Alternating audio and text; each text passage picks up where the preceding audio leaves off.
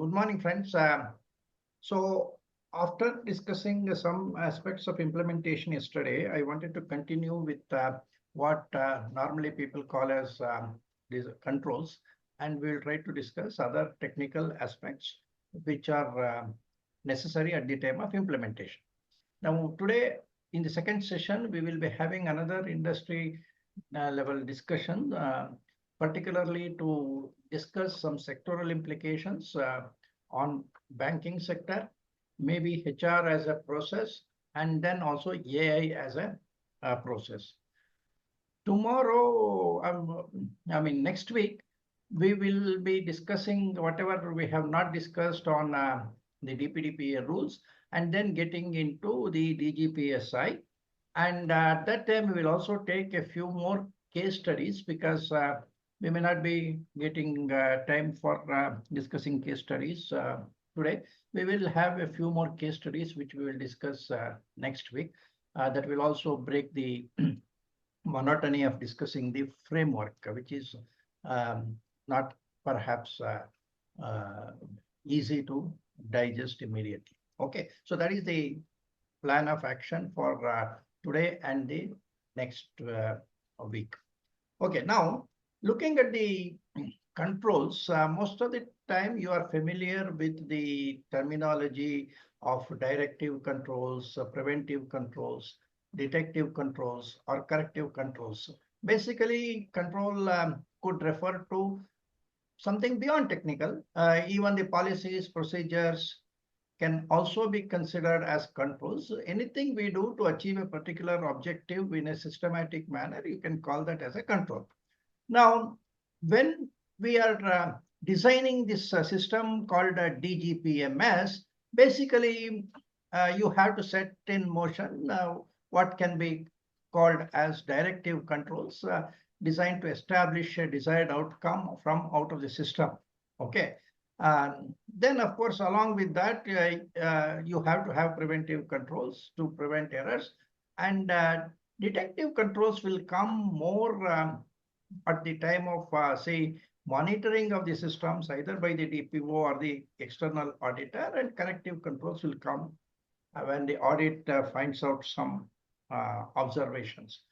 Now, we already discussed yesterday the challenge of DPD discovery and inventory creation. That is the personal data inventory creation of such personal data which is covered by the umbrella of data protection, the DPDPA 2023. Now, this data consists of legacy data, prospective data which we are going to collect. Some of the legacy data is in unstructured form, and even prospective data may come in unstructured form, though we can put controls to ensure that we reduce the incoming of unstructured data, or if it comes, we try to handle it almost immediately and not allow it to just stay in some part of our system. Then we said that the better way to handle this data inventory is to use the process segregation, so that our problem of identifying the available data is focused within the process, and there is a process owner who is closely monitoring the process, so it will become easy.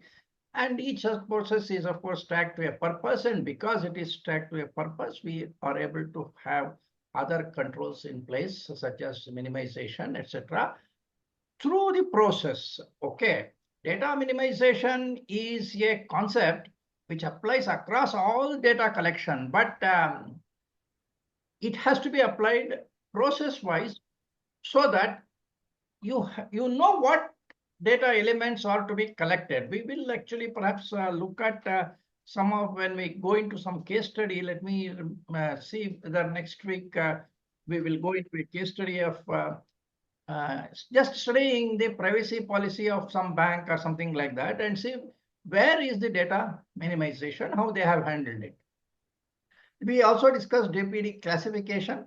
Today we will try to discuss on notice, Then consent collection and authentication, including through consent manager, verifiable consent for minors. Then we will briefly look at the data access rights, including grievance redressal, then pseudonymization, then incident management and documentation and whatever else is required. Okay. Now, because in the process-based compliance, we are looking at legacy data as associated with an individual process, we are achieving the privacy principles which we are aware of under GDPR, like being lawful, collection minimization, data retention minimization, all that, including accountability, we are handling by pulling down the problem into one specific process. Okay, so that is a strategy which I am suggesting. I hope you would appreciate that. And if you have any other way of creating the inventory, it is fine with us. Okay, so basically, I'm suggesting a methodology. Of course, in GDPR also, you start with that register of processes. Here also, we are saying start with identifying the processes and use that for inventory creation. Don't go for direct inventory discovery, because that is more difficult. Okay. And one thing which we briefly discussed yesterday is that when data, personal data gets generated within an organization where certain data is today not personally identifiable, but tomorrow it becomes personally identifiable, day after tomorrow it becomes sensitive personal information, and further down it may become anonymized and pseudonymized, so that it becomes a non-personal data or something like that. So this kind of life cycle of data, when it happens within the organization, we need to have a system where we start with collation of personal data elements, then run a data analytics to identify the relationships between different data elements, and then to identify a personal data set, then apply deduplication, validation, etc. This is what we discussed yesterday. I just wanted to repeat it for further reinforcement. The next aspect we have to discuss is how to create the inventory of prospective personal data. That is personal data which is going to come to the organization from tomorrow onwards. Okay. Now, this essentially means that you need to identify the different collection points through which personal data will walk into our company. Now, for example, if you are having a website, that is one of the places where personal data will come. But if you are talking of a website visitor, his personal data is really mostly the IP address kind of non-personally identifiable data, which I normally consider as not even personal data. If we configure our cookies in such a manner that we don't have a personal persistent cookie, we don't actually link the identification of the IP address with some membership system, which we may have. For example, some of our visitors may be our past customers, and for those customers, we may be having some kind of an account. In that account, you have the full identity of name and other details. So if you are able to identify from your cookie that this person is my customer number so-and-so, then that IP address becomes a identity which can identify the person, therefore it becomes personal data. But if you are able to keep the membership database not connected with the cookies which are generated by the website, then the cookie will be there. It's a session cookie. It will help in, so let us say, structuring the data for better display.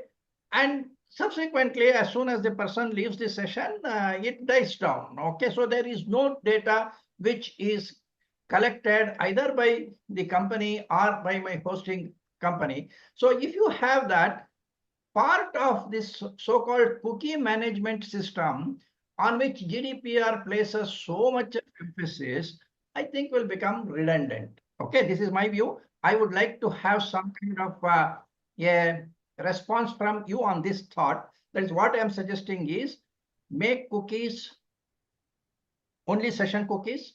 And if you are having a member database and you are expecting that members also will browse through your website, and at that time you don't want to make this as a personal data collection, whether you can ensure a segregation of this membership information from the browsing data. Now, I'm actually saying that we need to disassociate this practice of trying to have a persistent cookie and track the person, how long, how many times he visited, etc., etc.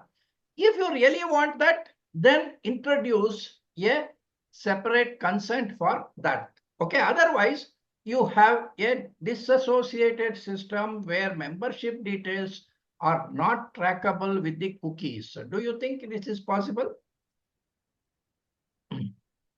Any of you?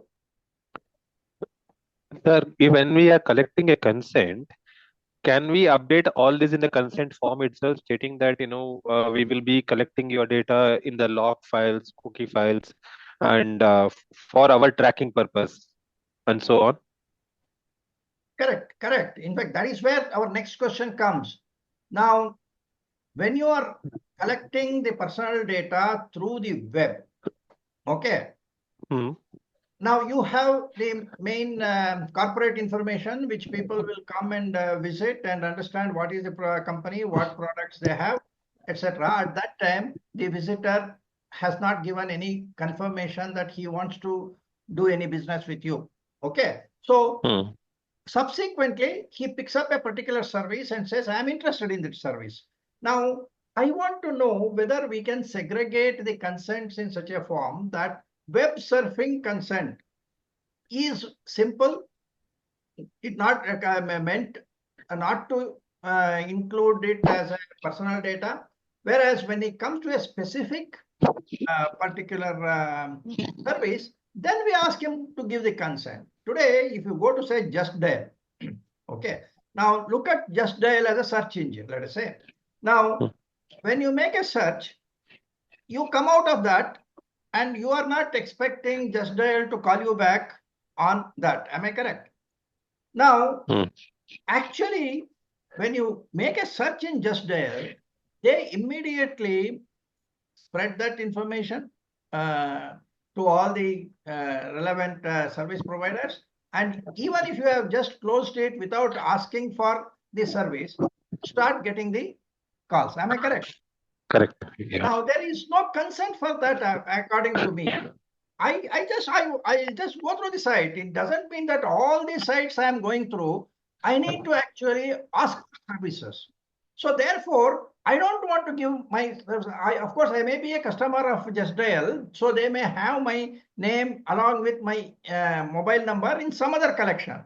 Now that database, why should it be linked with the browsing data where a cookie is just tracking my IP address, and because it's a persistent cookie, it tracks me as this account holder because the same IP address would have been there when I registered or something like that.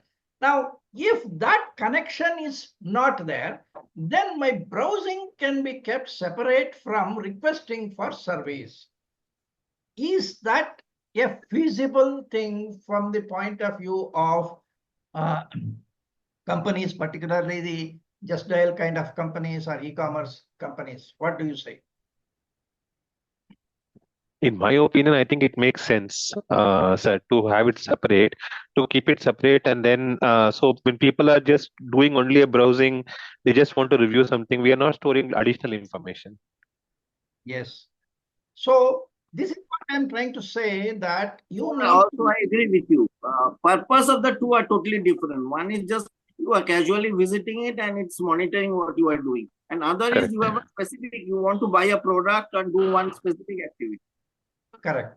Say if I want to Sir, actually in this, proceed, oh, I'm yeah, sorry. please go Sir, in ahead. this case, doesn't it create a consent fatigue for the users from the user experience perspective? No, no. See, will it not create a fatigue for you that you just visited Just Dial just to find out some information, and then you start getting calls one after another? In my case, actually, I get it on three numbers. Okay, I first get it on my 9343. The moment I disconnect it, I get it on the phone, and then it comes on landline. So three times I get a call. Is it not more annoying and creating fatigue than me being able to browse through, get information? See, people like us do some research on the web. Hmm. Okay. I just Right. want to do research to find out how many people are there for this particular service, let us say. Okay. Domestic service or whatever is that. Now, if I do it using Just Dial, if I click Just Dial and then see how many suppliers of, say, particular, say, some pest control is available near me, next moment, I start getting calls, which I feel is more annoying. So I'm a researcher. I want to just find out something, and I'm using it only like a Google search. Okay. Now, if the service providers don't understand that this distinction is maintained, they are likely to lose clients, is it not? Right. See, if you go to, say, Naukri.com, if you go to Naukri.com, make a search. So, for example, so you are all, say, data protection professionals. You just want to see how many, I mean, say, postings are there for data protection officer. What are the salaries or other things or something like that? You are, let's say, doing a research. Then how will you feel if you start getting calls from every company saying that you have browsed through that, you have shown interest, etc., etc. This is a mistake which even Microsoft and others do. So I'm questioning that way of using the privacy notices. Yeah, somebody was actually talking. I interrupted them. Yeah. Anybody else? Okay. So that is why I want the consents to be purpose specific. So which means that privacy notice also has to be purpose specific, and therefore you have to identify where do I actually execute that purpose. Yesterday somebody was talking about purpose inventory. Of course, the process inventory itself is a sort of a purpose inventory. And if you are looking at a consent management system, you have to start with this basic questioning of your current system, where you think of one privacy notice, and it's actually not even a privacy notice, it is a privacy policy which declares I respect privacy, etc., etc.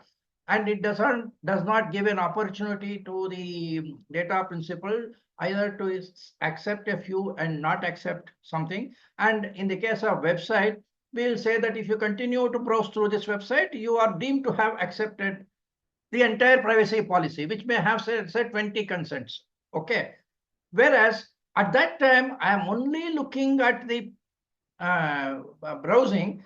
I am not having the mental patience of going through this privacy policy, which is not required for me. I'm not going to take any service, let us say, from Union Bank of India. I'm just looking at their homepage. Now, why should I go through the privacy policy of 10 pages just to understand what are the services being given by Union Bank without intending to use any of them at this point of time?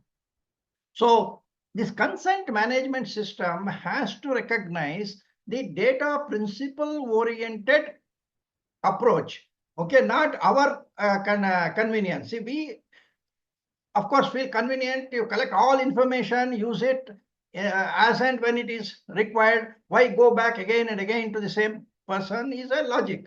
Okay, in one of the things which we are handling now, I don't know whether Ashok is here. Okay, the company is asking the question, why should I have this multiple consents? Why can't have one consent with check boxes. So this is one of the things you have to look at in the consent management system. Now, if you are looking at designing a consent management system, let us say you have identified the gateways through which it's coming. Web is one. Okay. Now, within the web, I say, when you have a link to the services, and a person goes to that service, understands a particular service, and then if he wants to avail the service, then you present him another notice which is relevant to that service. For example, if you go to FDPPI, and then you go to, let's say, training programs. You just want to know what is the training programs available, what is the cost, etc. You may not have any intention of doing anything immediately. Okay. Whereas you select one of the things and then say, give me more information on this. Then I will need your email. Okay. I need your designation or something so that I can understand whether for you that particular training program is relevant or something like that. So that information requirement arises after you take a decision to avail one particular service. Okay. So this notice has to be specific to the purpose, and to that purpose, what data I want, that alone it should contain, and how long I need to keep that data. In the case of web browsing, once the session is over, I don't need any data, so I need to actually delete the session cookies immediately. Then if you are retaining it because the purpose requires retention, then whether you are sharing it with anybody else, whether you are using any data processor, these are the things which require a mention. Of course, currently in the DPDPA, issuing of the notice is one stage. Then a person who is seeking this data access summary report, that is a different stage. The notice itself does not go beyond, say, the purpose. And within the purpose only, you have to give whatever details you want to give. Whereas the summary of information which says with whom I am sharing, whether I'm sharing it with other data fiduciaries and other data processors, this is not indicated as a requirement at the time of notice, but it is indicated as a requirement when a person asks for the summary of processing information. So, of course, to be on the safer side, in the notice itself, it is better that you can indicate that this in generic terms, at least, without giving the names. Now, the question is whether you have to give the name of a data processor either in the notice or in the data access requirement when you are responding to that. Perhaps in the notice, you don't have to give the names, you just describe in general terms what kind of sub-processors with whom your data may be shared. But when a person actually asks for a data access summary, then at that time you may have to say perhaps the identity of the data fiduciaries and the data processors with whom you are processing the data. So here in the notice, you may use some generic name, but the fact that you are using a data processor, I feel must be mentioned. So drafting a notice, of course, we look at these 22 languages and other things as part of this presenting of the notice. Now, you are presenting it at the place where you are seeking the information. So that is where I said you need to put it in the particular page where you are seeking that information. And we discussed yesterday about this I accept clicking. Now, sometimes we say I accept, sometimes we can say I submit request. I make a small distinction between these two things. Say when I say I accept, we are using that click as an acceptance from the other party. Okay, that is, you have made an offer and the other person accepts it as it is. Okay. Now, when you say I submit the request, it is like a request for acceptance. Okay, the other person is sending you a request that I want to avail your service. I am willing to provide this kind of a information. Please go ahead and give me the service. the small technical difference I feel is that when a person says, I accept, he is accepting and concluding the contract on the website at that point of time. When I say I only submit the request, your server will receive that request and then accepting it at your place. So the jurisdiction of the contract may change depending upon where the request is accepted, unless, of course, the term itself defines what is the jurisdiction of the contract. Now, one requirement of all these DPDPA consents is that every consent has to have a unique number, and it has to be retained in such a manner that it can be restored when a future data access request is raised or data erasure request is raised. That is where there is sometimes a requirement that the notice itself should contain a statement that we have taken your, let's say, email address or whatever identity you have provided.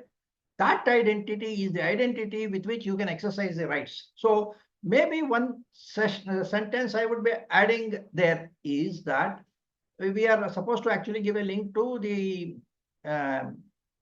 data, all the rights. Okay. There is also to be a hyperlink to the complaint. These two things we have to give in addition to the purpose, etc.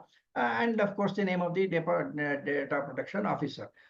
When you give these things, you can also make a statement that for exercising the rights under DPDPA 2023, we are going to use this identity, and you have to make that request only under this identity. Today, if somebody sends it at navi9@gmail.com, and tomorrow he makes a request at navi2011@gmail.com, you have the right to say, sorry, you please make the request back at navi9@gmail.com, because that is the registered email address for this particular service. So now suppose I don't have that email active at all after some time, then there is a problem which has to be sorted out with a fresh KYC and so on. So whether the notice should mention the identity which will be used by the organization at the time the data principal wants to exercise the rights is something which currently the act does not act, or the rules does not properly specify, but this is the best practice which needs to be taken a note of.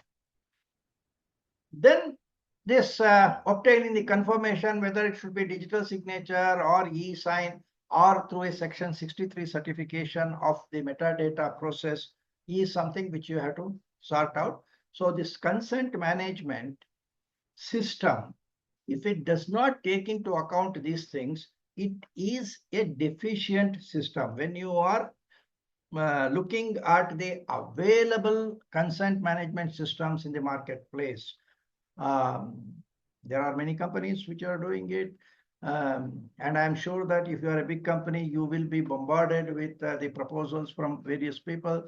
Please ask the right questions, because once you buy a software, it will be very difficult to later on change over, because that software you are going to allow to collect all the personal data of your company.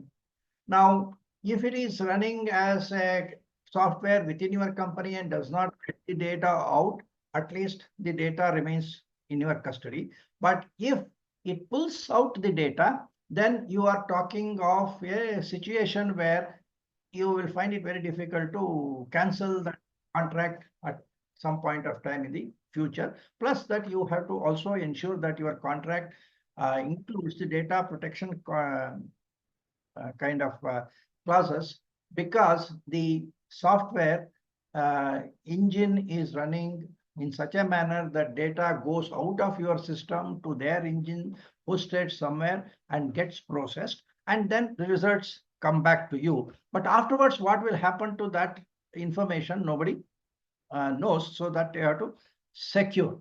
Okay. So getting the confirmation and other things, whether it is included in that particular software, is what you need to check. Now, as far as storage is concerned, I said unique consent ID is required, and the storage has to be with that unique ID so that you can restore it. And if you are maintaining the process inventory, then this consent is related to a purpose. That purpose is related to a process. So process ID can also be tagged in this system along with this data. Then expiry of the consent, deletion on conclusion of the purpose, archival if required. All these things come under the storage. I have come across only one software where they have recognized the need to create the subgroups of data elements. And that subgroups, for me, it is important because that can be separately linked to different processes. That is, process 1 may have 4 or 5 parameters. Process 2 may have some other 4 or 5 parameters, but you may collect 9 to 10 parameters for a particular client. But it is not necessary that process 1 handlers need to have access to all the 10 parameters. Process 2 handlers need not have access to all the 10 parameters.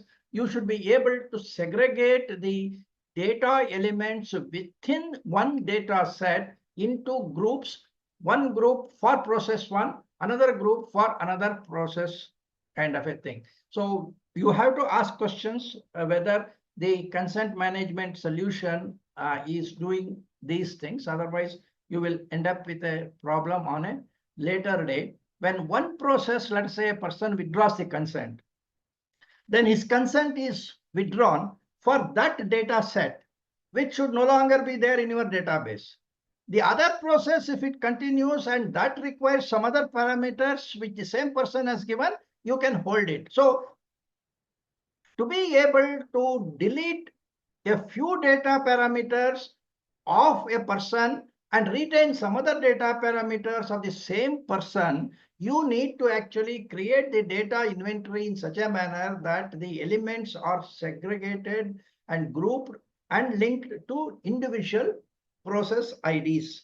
So one set of personal data, group A is associated with process 1, group B is associated with process 2. The entire thing will have a customer ID, that is the data principal ID, and that will have a consent ID. Consent may be again separate for each processes. So this data inventory creation is such a complicated thing that none of the existing consent management software developers would have perhaps developed it in the manner in which it is required, which means that there will be a lot of supervision required at the manual level.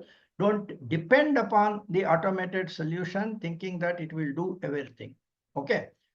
At the time of retrieval, as I said, verification of the requester, which ID reference to be used is to be determined. So should it be mentioned in this notice is a question which you have to answer. Yeah. Mahesh has got a question. Yeah. Thank you, sir. One basic question actually. Is consent relevant only to third parties, or does it also apply internally as well? See, you are talking of employees. Okay. Correct. Now, Yes. employees, see, if you are processing personal data for employment purpose, then there is a legitimate use clause in DPP. Correct. Okay. Correct. Now, what do you mean by for employment purpose? Now, can you elaborate on that? When I say for employment purpose, anything that is relevant for the organization, maybe to process reports, to process their salaries and so on, only for those purposes they can do it. But what I'm asking you is, let's say, for example, I develop an application, internal application. And for this application, if we want to give access to certain set of employees, should we again seek consent from them? See, that access is given for handling their employment duties. Correct. And if that employment duties is part of their activities, you don't have to seek a separate this thing. You're just giving a direction that from tomorrow you are handling this department and provide consents related to that particular thing. If you feel, for example, I take an example where you have assigned some work to an employee who is only handling, let us say, simple, non-sensitive kind of personal data. Next, you are shifting him to a particular process where you are handling sensitive personal data. Okay. Correct. Now, maybe there you have to have the thinking that it is better for me to actually alert him, saying that his responsibilities are going to increase, and therefore you alert him. Alerting itself is a form of giving a notice and taking a consent. So I think you have to handle it on a case-to-case basis, because it may both come under legitimate use. So somebody may argue, if I have got legitimate use, why should I at all have any consent at all from employees? Okay. But to be on the safer side, we need to have consent, and legitimate use should be used only in exceptional circumstances. It should not be made a general rule. So in that context, if you are shifting the responsibility of a person from a less sensitive to a more sensitive personal data processing, it is better to give them a warning. And it's part of the training process, kind of a thing. Anyway, each process has got a purpose. So you are shifting from process 1 to process 2. Now, he should be knowing in process 2 what are his responsibilities, what data elements are being collected, what security, what retention. Everything will be different there. So I think when you shift him from process 1 to process 2, a sort of a training related to that process is required. And of course, technically, you take out his access control to first process and then allocate him the access to the second process. And your log records show that this person moved from process A to process B. We deleted his access to process A and we reconnected him to process B. These are all things to be mentioned and tracked. Okay. Correct. I have one more question. Actually, two more questions. Sorry. When we are purchasing SaaS as an application, right? Whose responsibility is to ensure that they have the right consent, documented. We are taking the right amount of consent and so on. Whose responsibilities should I? If I am taking software as a service.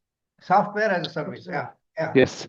So for those applications, who is responsible to maintain the consent management system? Now, you are the, let us say, either the user of a software as a service system or a provider of a software as a service system. Okay? Yeah. There could be two roles, no? Correct. I agree. Yes. Okay. Now, I will ask the question, where is the personal data coming in? Now, if you are going to be only a supplier of the software and deploying it under the custody of another person, okay, now who is going to be the data fiduciary?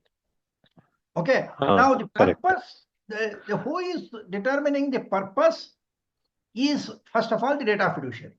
Next, is the means of processing being determined by him only, or is it being jointly decided by him and me?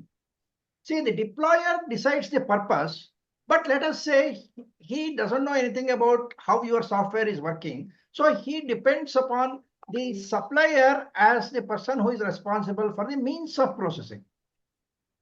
In that case, he is a joint data fiduciary. So both will have the responsibilities. And of course, you can always tell the deployer that you use your encryption system, pseudonymization system, so that my admin people don't need to have visibility to your data. See, if you can create the access in such a manner that the system administrator of this, say, supplier of the software doesn't have visibility to the personal data which is being handled by the platform, then the entire responsibility lies with the deployer or the user. Correct.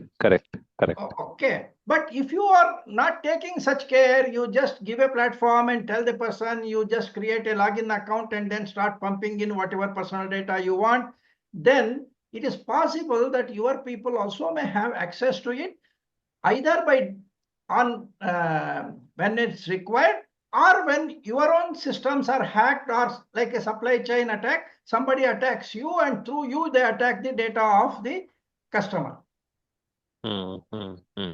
Okay, so you need to see that that is not data which you require to be to you actually have visibility. Therefore, on data minimization principle, the supplier should say, I don't want your data.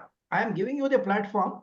Okay, you pump in whatever data, you create a data store, and that data store I don't have any access. You please encrypt it and keep it. Encryption key will be with you. I don't know what is there inside that. If you create a system like that, then the service provider may try to reduce his responsibility for any data breach which may happen in the system.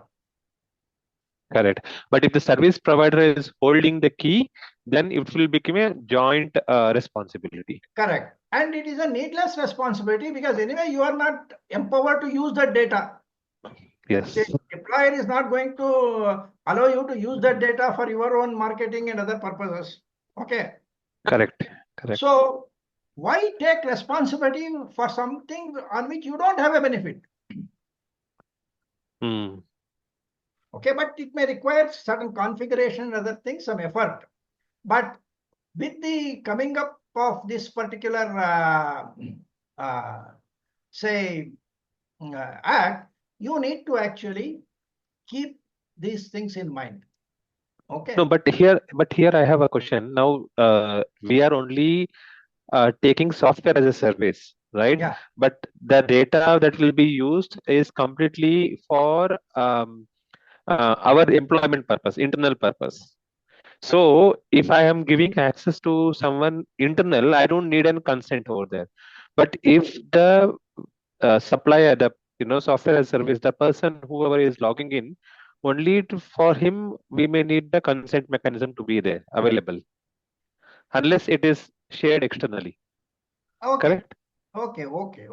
Yeah, because the employment contract, you say that already covers the consent. Yes. For your employees. That is what you call as internal access. Correct. Internal access is by my employees. They Yes. are under my own NDA or whatever is that, and process access is being granted to them. Therefore, it is within that. I agree. Yeah. Okay, sir. Right. One last question. Sorry for that. So when we actually log into some websites, for example, let's say Amazon, right? So I will have a consent checkbox or a privacy notice checkbox. So let's say I am not comfortable with one of their consents. Let's say they say I will save your information and share your information for marketing purposes. Yeah. Now, if I am not, agreeing with that, system will not even allow me to log in.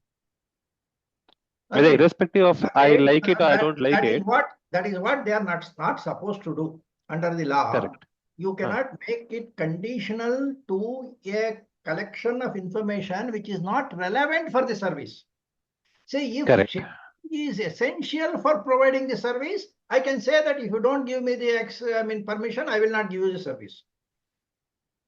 For example, I had to a processor. Navi sir, sorry to interrupt. What you're saying is not there in our law. CCPA makes it. You cannot make it conditional, but our law has no provision which says that you cannot make a service conditional to consent. You can call it a loophole. I did not see anywhere. CCPA has that. No, okay. I agree. Even GDPR has got.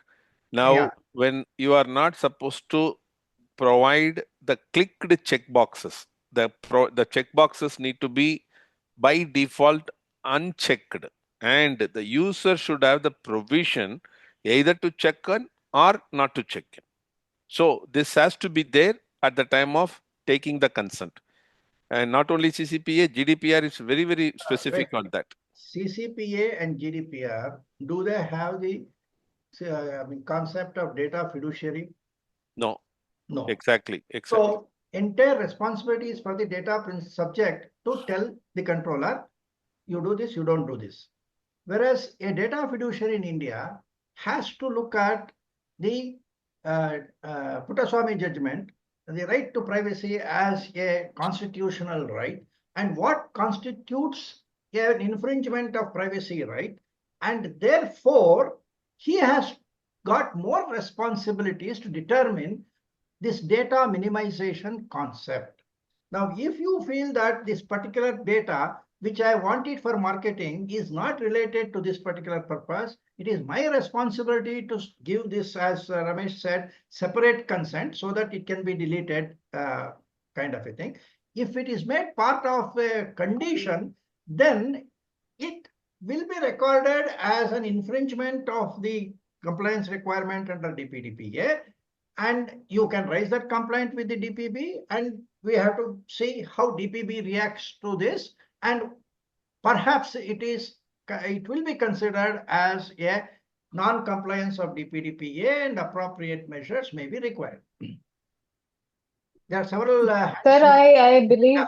that the industry as of now, we've been interacting, they are looking at DPDPA to be as prescriptive law and not as something that needs to be understood and construed from that you explained, that I fully agree with you. But what they are looking at is something like GDPR and CDPA, like they have set examples and being very prescriptive, do this, don't do this. Correct. If we are not prescribing it, then we have a little longer way and see how developments come in and how DPB takes the viewpoint. But if we are to implement it in our governance framework, we can recommend it. But I still believe that, ultimately it becomes the call of a lot of people in the organization and how they want it or not, because as of now it's being like a pushback that it's stopping the business. See, there will always Navi sir, Navi sir. Yeah. Just 1 minute. I'm just reading the law, that chapter 6, right, about consent. I don't see any difference between this and GDPR. It says clearly, consent given by the data principal shall be free, specific, informed, unconditional. The same definition holds good at GDPR also. Yeah. So I don't see there any loophole. Now, for example, the current system in India, what Mr. Mahesh brought in, it's not allowing me need to go for a change, obviously, in my understanding. You cannot provide with the clicked checkboxes, then it becomes a conditional. As you correctly mentioned, unless and until that clicked one is relevant to the purpose for what I'm taking the service from them. Obviously, I cannot go to the bank and say I will not give my PAN card. Then they cannot provide me service, right? I have the permission, I have the right to say I will not provide my height and weight at the time of opening an account. So it's very clear in my understanding the consent definition is the same. Like CPRA or GDPR, and DPDPA have to implement it in the same way as GDPR expected it to implement. I don't think there any need. Disputable, Ramesh sir. It I would don't have know. been if the intent was that there have to be an explicit clause which says that you cannot make the provision of certain services conditional upon accepting the notice. The absence of such a clause can be disputed as giving room for exploitation, because conditional could be interpreted by different people in different way, right? No. Which class is missing here, Subrayadu sir? You are saying it says I'm saying yes, sir. that. So your interpretation is because the consent has the word unconditional has been included in the definition of the word consent. Correct. By not allowing a user to log in until and unless I check a particular box and say that I given a consent. Your interpretation is that I am making my consent conditional. Sorry to interrupt. The interpretation of mine is in the same interpretation of GDPR. That's what we have the same interpretation there. There also it says unconditional. Yes, sir. No, but I could be saying that my consent is conditional not to providing the service, but is conditional to something else. Right? What is that something else? That's exactly you need to be transparent with me in the privacy notice. isn't it? No, That's no, what I was trying to give an yeah. example. Just 1 minute. I wanted to give an example. Suppose I have to process it with a data processor. Then if I ask for permission to share it with a data processor, then you may not be able to say no. Because if you say no, I will not be able to share it with the data processor, but I have to be transparent to that extent that because I am doing this, I need this permission.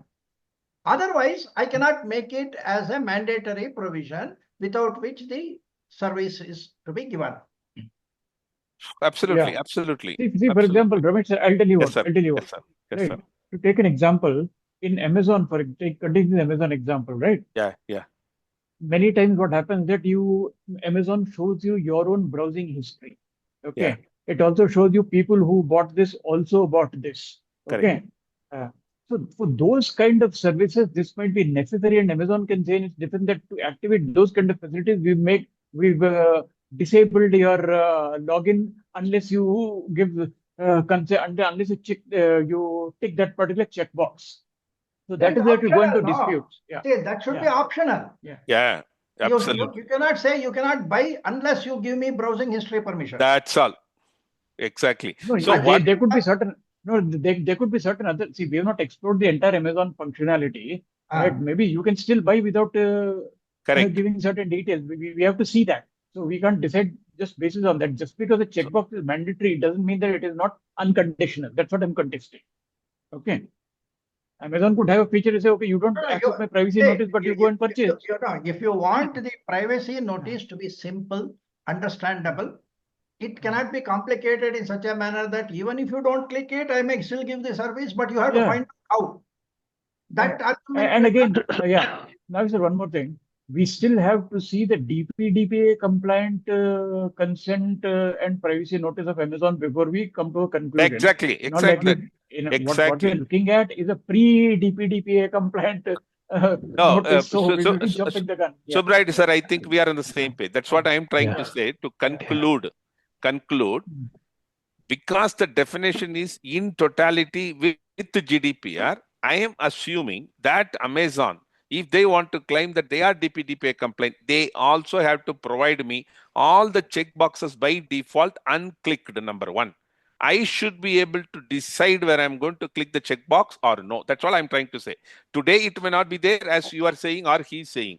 But I feel multiple, as you say, even granular, for example, right? I might be giving my consent for purchasing and tracking my behavior to make some recommendations. But I still don't want my data to be shared to other people. Should provide is what we are concluding. You are right. I don't know whether they are DPDPA complaint already or no. We don't know. But anyway, sir, one more thing, just to share my thoughts. Sorry, I have one question, Ramesh. Sorry for interrupting. I have one question to Navi, sir, about what he was discussing on that consent management and all. No, I see some possibility of dispute if you take the service of a consent manager. Say, for example, a consent is deemed to be improper as per, let's say, the data protection board or something. I, as an organization, have taken the services of the consent manager, right? So, who will be deemed responsible, the consent manager or me? I will come to that consent manager separately. Okay. It's a different process. We'll come to that separately. Now, let me exhaust one more hand, which is there, Arvinda Bhatt.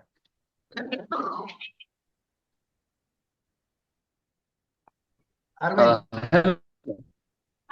Yes. Yes, sir. So we discuss on the consent management on the site visit or the website visit. But how do we handle if a communication or anything over an email? Okay. Now you are providing the service through email, then the email itself should give a link to where the privacy notice is available and consent has to be obtained.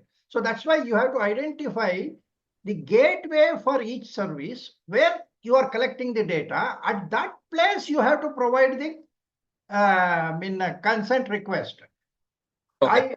You can't put the consent request on website and then send an email and continue to provide the service. Because at the time the person is visiting the website, his mind is not into the service at all. So he will simply go on, click, and use the consent as if it doesn't matter to him. When you actually use this particular service by sending him an email or something, there you have to give a link to the privacy notice. That is how I want it to be done. That is, each privacy notice has to be provided nearest to the point where a person has to give that particular information. Okay? Yes, sir. Got it. Yeah. So basically, that at each gateway level. If you have got multiple landing pages, at that particular landing page, you ask for consent for that particular service. Okay. So, okay. Good. But put everything under one and say, this is my corporate policy. Okay. Got it, sir. Yeah. Okay, fine. Yeah. Kalangi, Radhakrishnan. Sir, we are discussing this consent management, either accept, do not accept, or multiple checkboxes. These are the things we are discussing. But if the data principal wants any modification in any of the clauses, say if you are making it a purpose-oriented consent, he can easily say, for this purpose, I am not giving my information. The problem comes because we want to simplify our process and you have multiple processes in one request for consent. If we stop that, then it is not checkbox, one consent for one checkbox. That will be the future. Then it will be easy for the data principal to reject one request and accept another request. Okay. My idea is if there are clauses, in that clause, we will have a checkbox, different clauses in the notice. If the data principal wants a brief modification, small modification in any of the clauses before giving the before ticking the checkbox, what to do? Say, presently you are treating this as what we call as the dotted line contract. Okay, that is, you can't make modifications. You have to accept it and as is, where is basis. At least if you break it down to clause by clause, then it is possible for the person to accept one clause and not accept another clause. If you say that within that clause also you want some modification, that will be difficult. For example, interest rate, he is saying 8%. Now, if you say I want 7.8% or 7.5%, that is not going to happen in this particular form. If you want, you have to separately negotiate that or something like that. So, but you are not taking the loan, therefore you are not interested in that class. You don't have to ask for consent. Should I charge 8% for you? That line is irrelevant for a person who is not taking a loan. Okay, sir. Sorry, just a point what we are discussing. I think we are confusing the client agreement with a privacy notice or a privacy policy here. What we are doing is we are giving a privacy notice to the client that these are four. Okay, if you are you went to a new fintech organization and you went and signed up for a service. So they are saying that we may use your data to provide your three services, like you open a savings bank account, we will use your data to give you investment advisory, we will give you a credit card, and we will give you a mortgage analysis. So it is up to you if what you want to take. As of now, every BFSI has been taking blanket approvals to take your data provider, give it to third party for insurance leads, or give it to a loan provider, and they've been segregating those data. What I understood from this particular conversation is, like if sir was saying the interest rate, or you want to amend the sub clause. So when you say, okay, I sign up for opening a fixed deposit, then the fixed deposit journey starts, and you sign up on that form and you agree on the interest rate, or you go on a journey of loan taking. Then the client agreement picture comes in, and that has a different subset of clause where you are being offered a specific interest rate, and if further your information is going to be analyzed. What we are getting into is a little advanced systems here now. If I have taken a loan from a bank, now my client agreement is in place. Now my data is being used further for XYZ purposes. Which comes first? So, sir, when we are onboarding a client, privacy agreement comes first, and then the service agreement comes. Yes, the client agreement of a particular service comes later. Now, I only made a mention of that to explain this dotted line contract. Okay, that is, you cannot make modifications within a particular class. But if in the privacy class also, if for example, if you want to say that I want to provide this information only as a one-time information. Okay, the data fiduciary has not provided that kind of a thing. That is, if you give the permission, he will keep on using that. For example, SMS permission, reading permission. I want to give permission only at the time of KYC. Okay, but the person must have given access to SMS, access to camera. Okay, without mentioning that that is required only for one time. Now, in such cases, you may not be able to modify, but if your purpose has been specified, that purpose is KYC, for that purpose, I want camera permission, I want SMS permission, I give permission, then that applies only to the KYC. Then for running of the account, these permissions not apply. If he wants to continuously monitor my SMS and then give me monthly alert or something like that of what is let's say outstanding in something or some bill has come, that permission they have to take separately. Am I correct? Yes, sir. Yes, sir. True. True. Okay, so I think we have actually triggered a thought process here. Okay, so even if you don't get an exact answer for one of the things, but you just think over this and you will understand that if you make a request for consent purpose specific, then the problem of taking this excessive information, storing it for excessive period, all that will get sorted out automatically. This is what I call as the purpose-oriented compliance than enterprise-oriented compliance. Say, having one policy for the entire company and taking the checkbox, 10 checkboxes, expecting the customer to uncheck a particular box or leaving it blank and check it in whatever way, it is actually complicating the things more than making a purpose-wise consent. Have 10 different landing pages for 10 different services so that it will be convenient for everybody. Our technology can handle that duplication of the web pages. And I think that is the way to go. Okay. Srinivas, we are still behind in the first session. You will have to wait. Okay. Sure, sir. Just want to add a perspective there, just one perspective. Yeah. What's happening in real time is that while a privacy notice is served upon a customer at the stage of onboarding, right, or on an employee at the stage of his onboarding into the organization, for any material change in the purpose later on, a renewed privacy notice must be served. Correct. Right, to be fair, but that's Correct. not happening. Let's be fair. That's so not happening. What is not happening, we'll forget. What should happen, we will say. Okay, so that should happen actually, and Yes. a fresh consent needs to be obtained thereupon. Correct. Yeah. So that is why every privacy notice needs to be revisited by organizations, modified, and that is part of this journey towards compliance. Yeah, that's the challenge right now, sir. Okay, sure. Yes. Okay. Yeah. Also, because there's a lot of pushback from the marketing teams because they've been using. So once if we Agreed. are saying that we Agreed. are taking this particular data for this XYZ purpose, and Correct.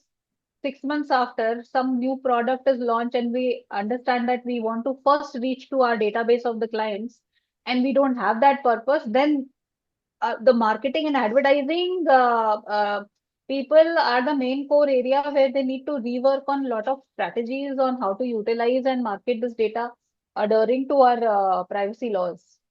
Correct. Correct. See, Because it has been a practice to blindly actually just call random cold calls and everything. Agreed. See, that's why I made the example of the just dial kind of a thing. It is happening. Now, Sir, it is happening with other sectors also. It's not with just dial. It happened with me actually with a real estate. I just went on and I was just browsing and then randomly I started getting calls that you visited our website.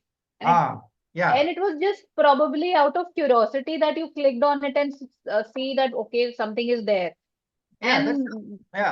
So it backfires all of a that's sudden. what I said. I want to research. That's all. I want to research on a particular project they are having. That's all. I am not intending to buy or enter into a dialogue today. If I want, I will ask them. They should actually provide for, do I require, I mean, can I contact you for more on this project? But also, yes, then it's okay. I wanted to understand views of you and anybody else on this forum that what we are looking at, say, since we are on the subject of visiting a website and calling, so there are other startups also or a smaller SMEs who don't deal with a large volume of data. Like you have your real estate brokers in all these areas. The larger projects have tied up with these real estate agents who start calling you as they are partners with those or they are marketing agents. But from the DPDP angle, how do you see this playing out? Do they come under exemptions if the government say, okay, you're not processing large data sets or sensitive data? And because these people just, they are small outfits of 20 people, 15 people, and they have access to all of your society mobile numbers. And then I've actually started questioning, where did you get the data from? Oh, that is there in our database, madam. We got it from somewhere. Sir gave it. Those people who are just employed to generate leads and pass on. So I want to understand how the government looks at regulating this sector, because this doesn't come into e-commerce or bigger aspects. At present, there is no exemption based on the size, like what GDPR may say, less than 200 employees or something like that. Our own law earlier wanted to make it make 20 lakhs turnover as a cutoff limit. Now nothing of that is there. So a small entity can also be a significant data fiduciary. Okay. And in fact, in the emerging scenario of AI, there can be a single person operating a business using AI agents, and he may be a significant data fiduciary because of the type of data he is handling. So he cannot say, I don't have any employees, I have got only one employee. All that will not apply. And our law is flexible enough to make even the small people conform to the laws and not escape the compliance. Okay. Now, whether there is a cost attached to it and other things are secondary, you have to manage the cost. Okay. Fine. I think I will try to go up to 11:30 and then give a break, because I'm only in slide number 13 out of 38. So I'm very much behind schedule, but I will try to complete at least one more point, which is the minor and disabled persons. Now, what is the consent management system you need to have for this, which the government calls as verifiable consent? Now, what you are seeing now on this slide is the draft rules on this verifiable consent, where the government has said data fiduciary shall adopt appropriate technical and organizational measures. Okay. And he has to exercise due diligence. Okay. And as a data fiduciary, he has to use whatever information, reliable details of identity and age available with him, or something which is voluntarily provided, including virtual tokens. So the data fiduciary who is processing the personal data of individuals who are minors is expected to exercise due diligence and adopt what is called a verifiable consent. Now, what is a verifiable consent? Now, what is that you have to verify? Okay. Slides are not visible, sir. I think they are not shared. 1 minute. I think, okay. I will just go back and then reshare it perhaps. Good that you pointed out. I think otherwise I would have missed that. You're saying something now? Yes, sir. Yes, sir. Now it is visible, sir. Okay. Now I was just going to this minor and disabled persons. Okay. Now, who is giving the consent? how do you know that for a particular service request, a verifiable consent of a guardian is required or not? That can happen only if you ask every service requester, what is your age? Are you below 18 years? If you don't ask that question to every data principal, you will not be able to identify from whom you should ask for guardian's consent. Okay, so this age verification question is a common parameter which you have to apply to all data principals and not only to those who declare themselves as minors. Then there itself you have got this 18 years or in legally appointed guardians 21 years and this guardians appointed for mentally disabled person. So these cases are special cases and you should ask in the first place a person, what is your age? If I say my age is above 18, that is one. But if I say it is below 18, I will definitely ask for guardian's consent.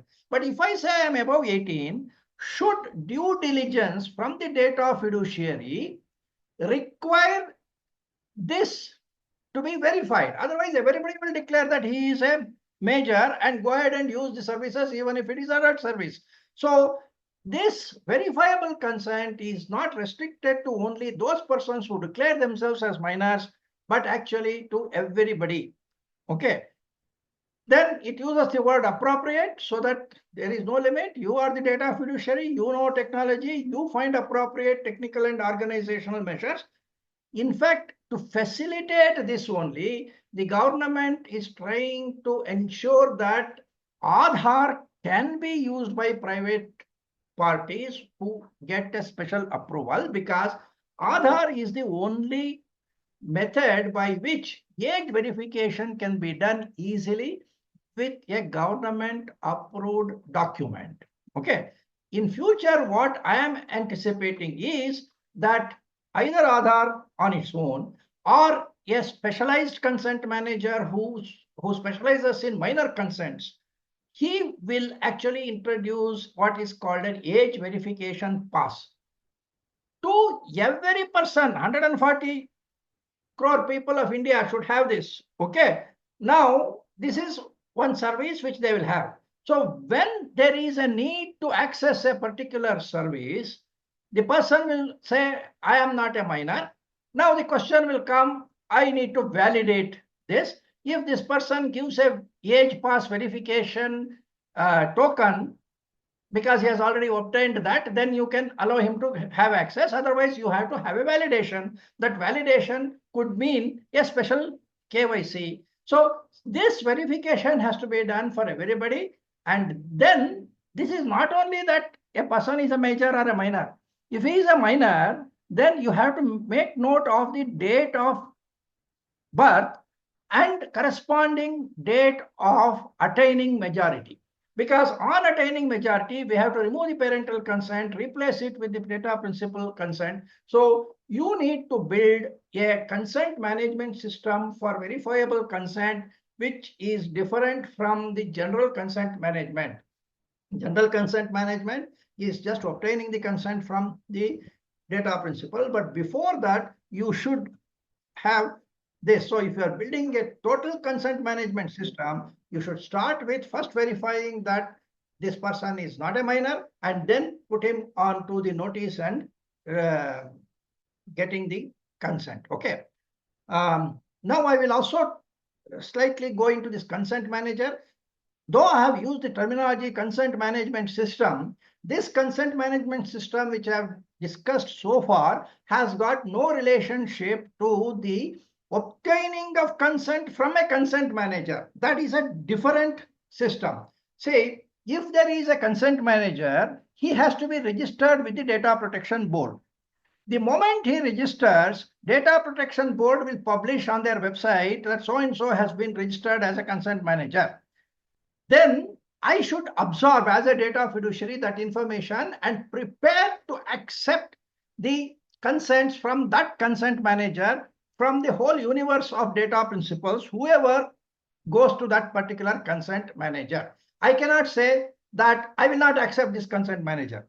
So once the consent manager is approved by the data protection board, the consent manager is himself a data fiduciary. There is no problem in accepting the consent from him because it becomes a B2B transaction as far as the consent is concerned. When a data principal, a data fiduciary, DF1, DF2, DF3, when they collect the information, consent information or personal information from a consent manager, it becomes actually a B2B transaction, and the main responsibility for verification of the consent, giving a notice, etc., all lies with the consent manager. Now, the consent manager is supposed to have an interoperable platform, and this interoperable platform will enable all DFs, data fiduciaries, to actually accept the consent from the consent manager. There is no need for prior, let us say, agreement between the consent manager and a particular data fiduciary, because the approved consent manager is approved by the data protection board, and no data fiduciary has got the right to say, I will not accept this, I will not accept that. Okay. Then for this interoperable platform, before registration, the DPB has prescribed that this platform needs to be audited and certified by an independent data auditor. This is one of the business which will come to the data auditors. This is a platform audit, which also includes how this platform is going to protect personal data as per DPDPA. So the consent manager along with this platform will be audited and certified, and that will be presented to DPB before they grant the registration. Once they grant the registration, all data fiduciaries have to take note of that fact, and whenever a data principal wants, data principal is a customer of consent manager first, and then he approaches a particular data fiduciary for a service. At that time, when data fiduciary asks, please fill up this form. In that form, the topmost column should be that the name of the data consent manager. If I fill up that consent manager, then the only question I can ask is, what is your ID with the consent manager? Okay, once I give that consent manager's customer ID, which has been assigned to me, then you don't ask any further information from me. Your API should query that particular consent manager. Consent manager has to enable population of the entire form, whatever information is required for the particular service. So the consent manager can provide the personal data without the data principal filling it up. It is like using your Google or something like that. When you log into a particular site and say you use login through Google. Now Google could be considered as the consent manager, but as of today, Google or anybody else, Facebook, they are not registered consent managers. They don't have that status. But tomorrow, the real consent managers will emerge, and they will function in more or less a similar fashion. Okay. Now, currently, there is one system called account aggregator under the data empowerment protection architecture. There is a data flow. In this particular system, so the customer through an API gets an account with the account aggregator. And at that time, there will be also an API which the data fiduciary will use to seek information from the account aggregator. When this comes, then the account aggregator will check with customer whether he can release the information and get his confirmation, and then use another API to a person who has the information. This account aggregator is not supposed to hold the personal information of his customer. The information which this data fiduciary wants is with another organization, and this API, these are the data providers, these are the data users. Okay, financial data users like the mutual fund, stockbrokers, and other things. Now, when this API instructs this particular person, the personal data will flow directly from here to the data fiduciary without going through the account aggregator. This is because account aggregator should not have visibility to the data. He only acts as an agent to seek that data, and this will go back here. Government is currently thinking of the data consent manager architecture under DPDPA to be similar to this DIPA architecture, and therefore what they are looking forward is that when a data fiduciary is seeking personal information from the data principal will divert that request to the consent manager, and that consent manager will provide the information to the data fiduciary without having visibility, which means that he will have to actually send some kind of encrypted information from a data source to the data fiduciary.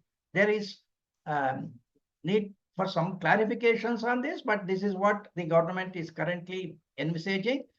Going forward, I feel that this architecture will have to change, and probably the consent manager will become some AI agent will claim to be a consent manager. Now, in that case, if that AI algorithm gets registered with the DPB, we may have that possibility. So as a data fiduciary, you need to make arrangements for receiving the consent through the consent manager, enable the consent manager on the data collection page with a drop-down menu, because there may be more than one consent manager. Follow up with the DPB as and when approvals are given to consent managers.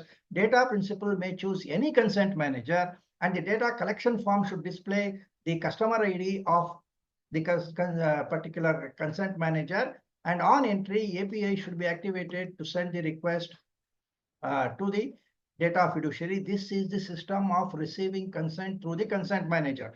That is, consent management system should have something for legacy consent, which will involve discovery and search of existing personal data, then sending notices to all these people, then getting the responses, and if no responses come, purging it, the particular data. All that relates to the legacy data. Then new data presenting a appropriate form in a point of collection, getting the information, sending the notice, or collecting the consent. That is the second part. The third part is receiving the consent through the consent manager. Consent manager, being a registered data fiduciary, he takes the responsibility for the whole thing. Okay, I think here we will stop, and this rights management we will try to continue tomorrow. Mahesh has got something. Yeah, one basic question, sir. Yeah. Is it mandatory for organizations to go through the consent manager? If the data, it is the right of the data principal to say that I want to give it through consent manager. That's all. Oh, okay. You have to right make of data provision. principal. Yeah, you have to make provision. If there is a registered data consent manager, as of now, there is no consent manager. Don't just take the word of any person who is using a consent management software and calls himself a consent manager. They are not consent managers. Consent manager should be registered with the DPB. DPB has still not come into existence, so there is no consent manager as of today.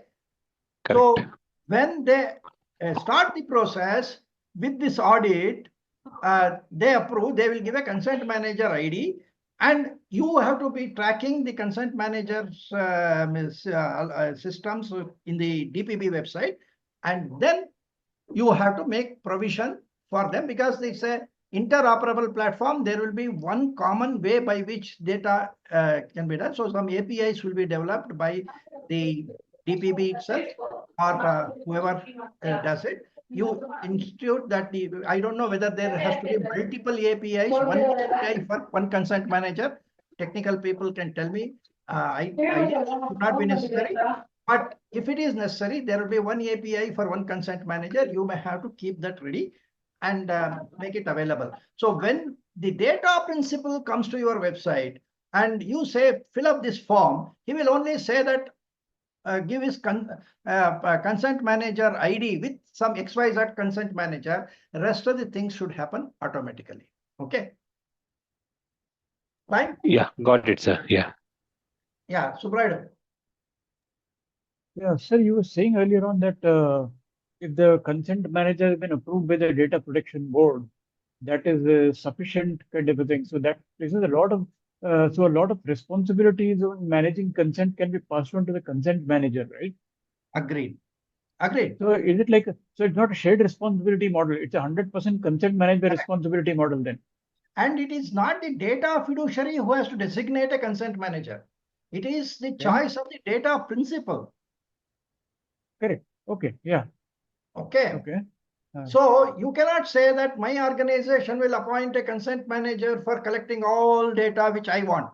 You cannot do that. No, no. I can say to my data principal that you have the option of going through the data principal or directly giving it.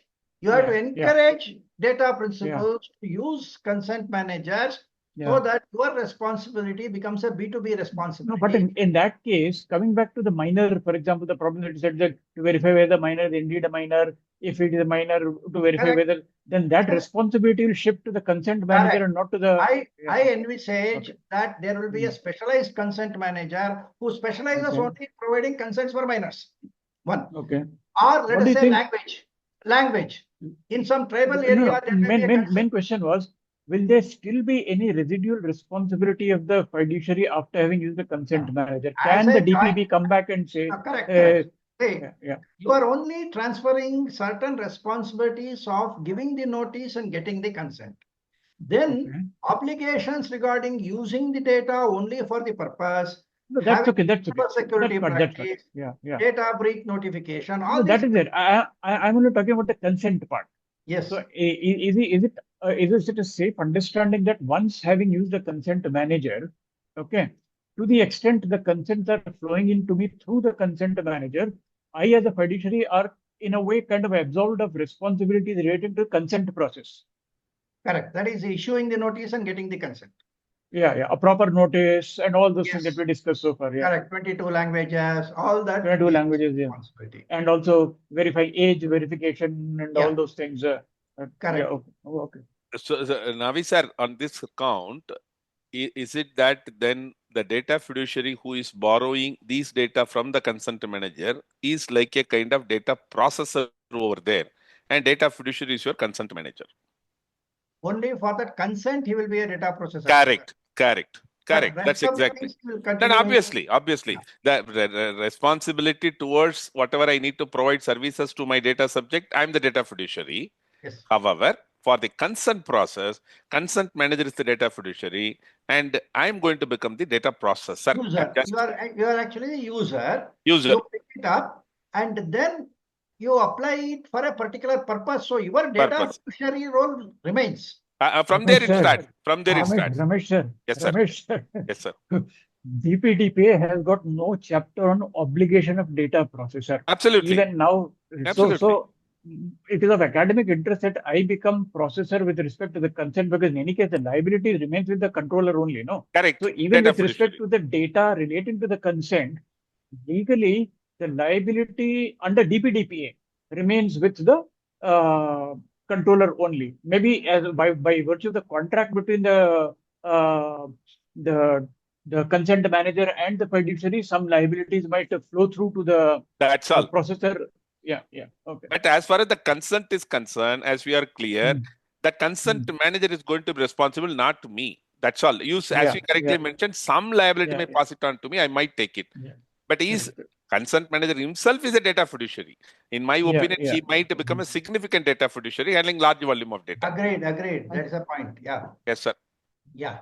I think Dasgupta has got some question before we break.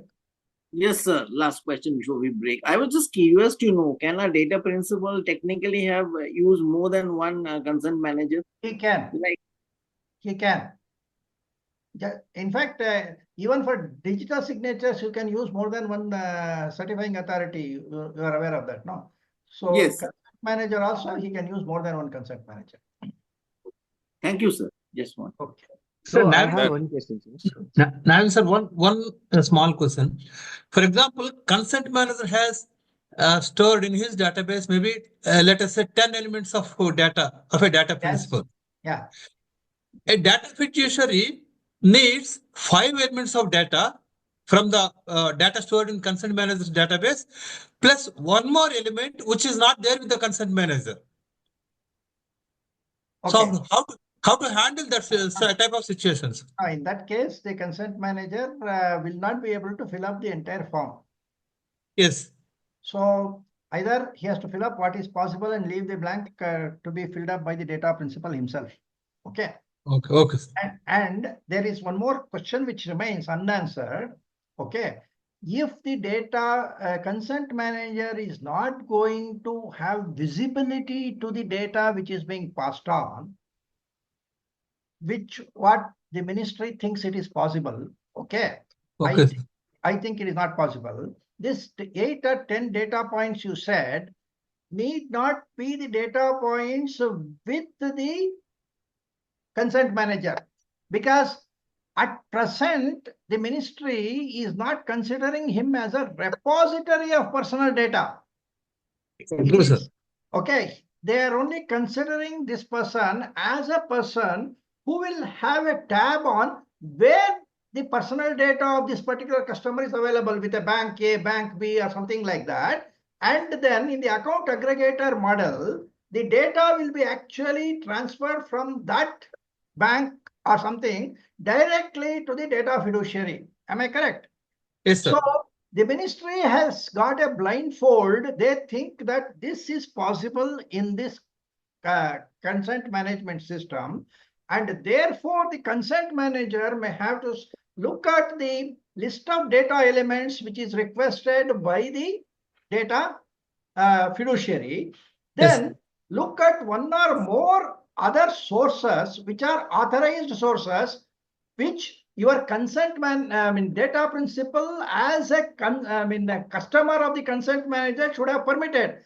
He should have permitted use my data in ICICI Bank, use my data with say NPS or something like that. So he should, at the time of taking the customer this thing, the sources from which data can be pulled, the data principal perhaps has to indicate, and then this consent manager API should pull the required data from that particular source and then supply it in an encrypted form directly without having own visibility. Okay. And then I hope there will be no difference between the data which is there in one data principal and the other, one data fiduciary and other, then he will be in a problem. Okay. Okay, sir. Okay, sir. Thank you. Yeah. If you remember, in one of the Jnanavardhini sessions, some vendor introduced his consent manager software. I think its name is Consi or something like that. I exactly don't remember. Correct. So he was openly saying that I don't store any data. I am not a data fiduciary. Is it possible without storing the data of the customers? Can he manage the consent management system? See, that is what the government thinks is possible. I am just giving a link to one of the articles which I had written. Okay. Navi sir, in the meantime, I really like Radha sir's memory. Radha sir, you are right. This is exactly we had asked during that demo. Exactly, yes, sir. Where at the end of the day, none of us were very clear because he was going back again and again. Even he was not clear at the end of the session. Exactly. Actually, ministry is not clear. Okay. So please look at this article which I have given a link in the chat. This thing. Okay. Yes, sir. I'll say, sir. Okay.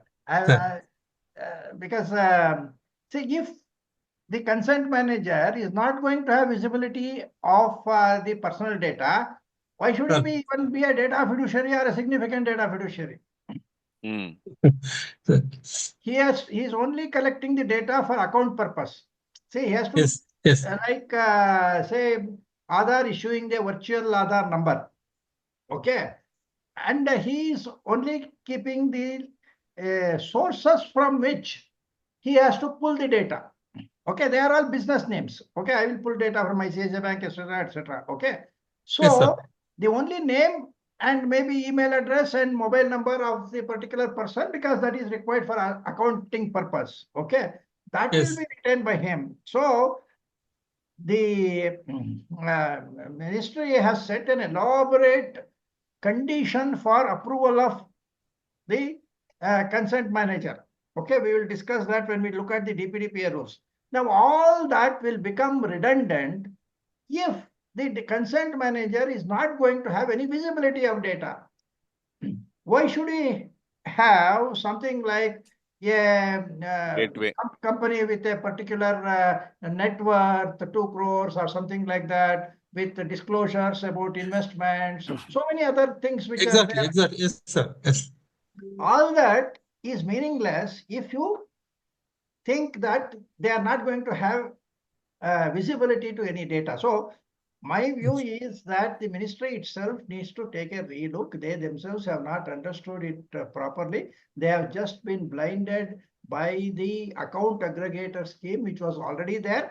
And the ministry had given the name consent manager to those account aggregators, which I think they should have distinguished. Okay. Yeah, you also say in the article that they should have a relook at the Yeah. provision. Yes, sir. Beyond that, I cannot say anything more because law has been passed. Okay. Yes, sir. One, Yes, sir. one more thing. Consent management is itself by 29 points. Let me emphasize on that point. While the act encourages consent management is done by an outside party, right? A party outside the organization. But in the scheme of things within the BFSI sector, multinational banks, are actually collecting the consent, processing it, doing it, managing it, and ongoing basis internally. I don't know how far that is in conformity with the act. That is. Now, let us leave that discussion for some other day because it will go against the law as it is there. There will be a law which I feel needs to be changed, but I don't want to raise that issue now because we want the act to be passed. Okay. Even if there is no consent manager, doesn't matter. Okay. Okay. I think, friends, we'll start the next session right now. I would like to have Deepthi, Srinivas, and Ramesh available. Subraidu sir. Subraidu. Okay. Deepthi feels that Subraidu is a better person to discuss. Yeah. But I have assured her that he's there in this thing. Okay. So okay, now the objective of this particular program is to raise certain questions. I've actually submitted some potential questions to all the people, but everybody feels that in the available time anyway, that is going to happen. Okay. So now we have to actually look at what best is possible within the available time. Now, Ramesh has already requested that whatever questions I have given it to him, we need to provide for a JVS. He will be able to discuss that separately. Now, Deepthi also has told the same thing now, that whatever questions I have given to her, she will discuss it in a separate JVS. Okay. Now, Manju can take note of that. Now, Srinivas can think about it, but let us go about whatever questions which we will try to raise now. So, I wanted to actually touch upon AI, banking, and the HR process. In fact, HR process to some extent we have already started discussing because that's an important thing. Because even in manufacturing companies who perhaps do not have any consumer interaction, like a B2B manufacturing company, they still have employees, and some of the manufacturing companies have got factories, plants, and they have attendance system which uses biometrics. So they have sufficient exposure to privacy concerns within their employee fold itself. Okay, that's why HR is available to all kinds of organizations. Whereas if marketing is there and e-commerce is there, some additional data will come in. So I wanted to discuss that. Other than this, of course, health is an important segment and digital marketing is an important segment. We are not specifically discussing those things, but let us try to use the time to the extent possible. Okay, now let us start with either Deepthi or Subraidu. Okay, Now, I am looking at the evolution of AI. Okay. Now, AI algorithms can often discover new uses of data, what was not envisaged earlier. Now, how can we as data fiduciaries adhere to the principle of purpose limitation when deploying AI is one of the questions I want either Deepti or Subraidu or both to answer. Okay. So, sir, I'll share some points. Basically, all AI is data. Without that, they can't build any model. So, whatever data they have available with them is a mix of personal data, what kind of model they are going to build upon. So first they need to identify the reason why what exactly model, the purpose they are using, what purpose it is going to solve, and then select the particular data set and anonymize it and not use clean the data basically, and not use a something as an identifier going forward to develop the data model. Okay. Subraidu, you have got anything to add? Sorry, sir, if you could just repeat the question. You were saying how. Now, see, AI algorithms often discover new uses than what was originally envisaged. Okay. So when we talk of purpose limitation, the purpose gets changed by the AI.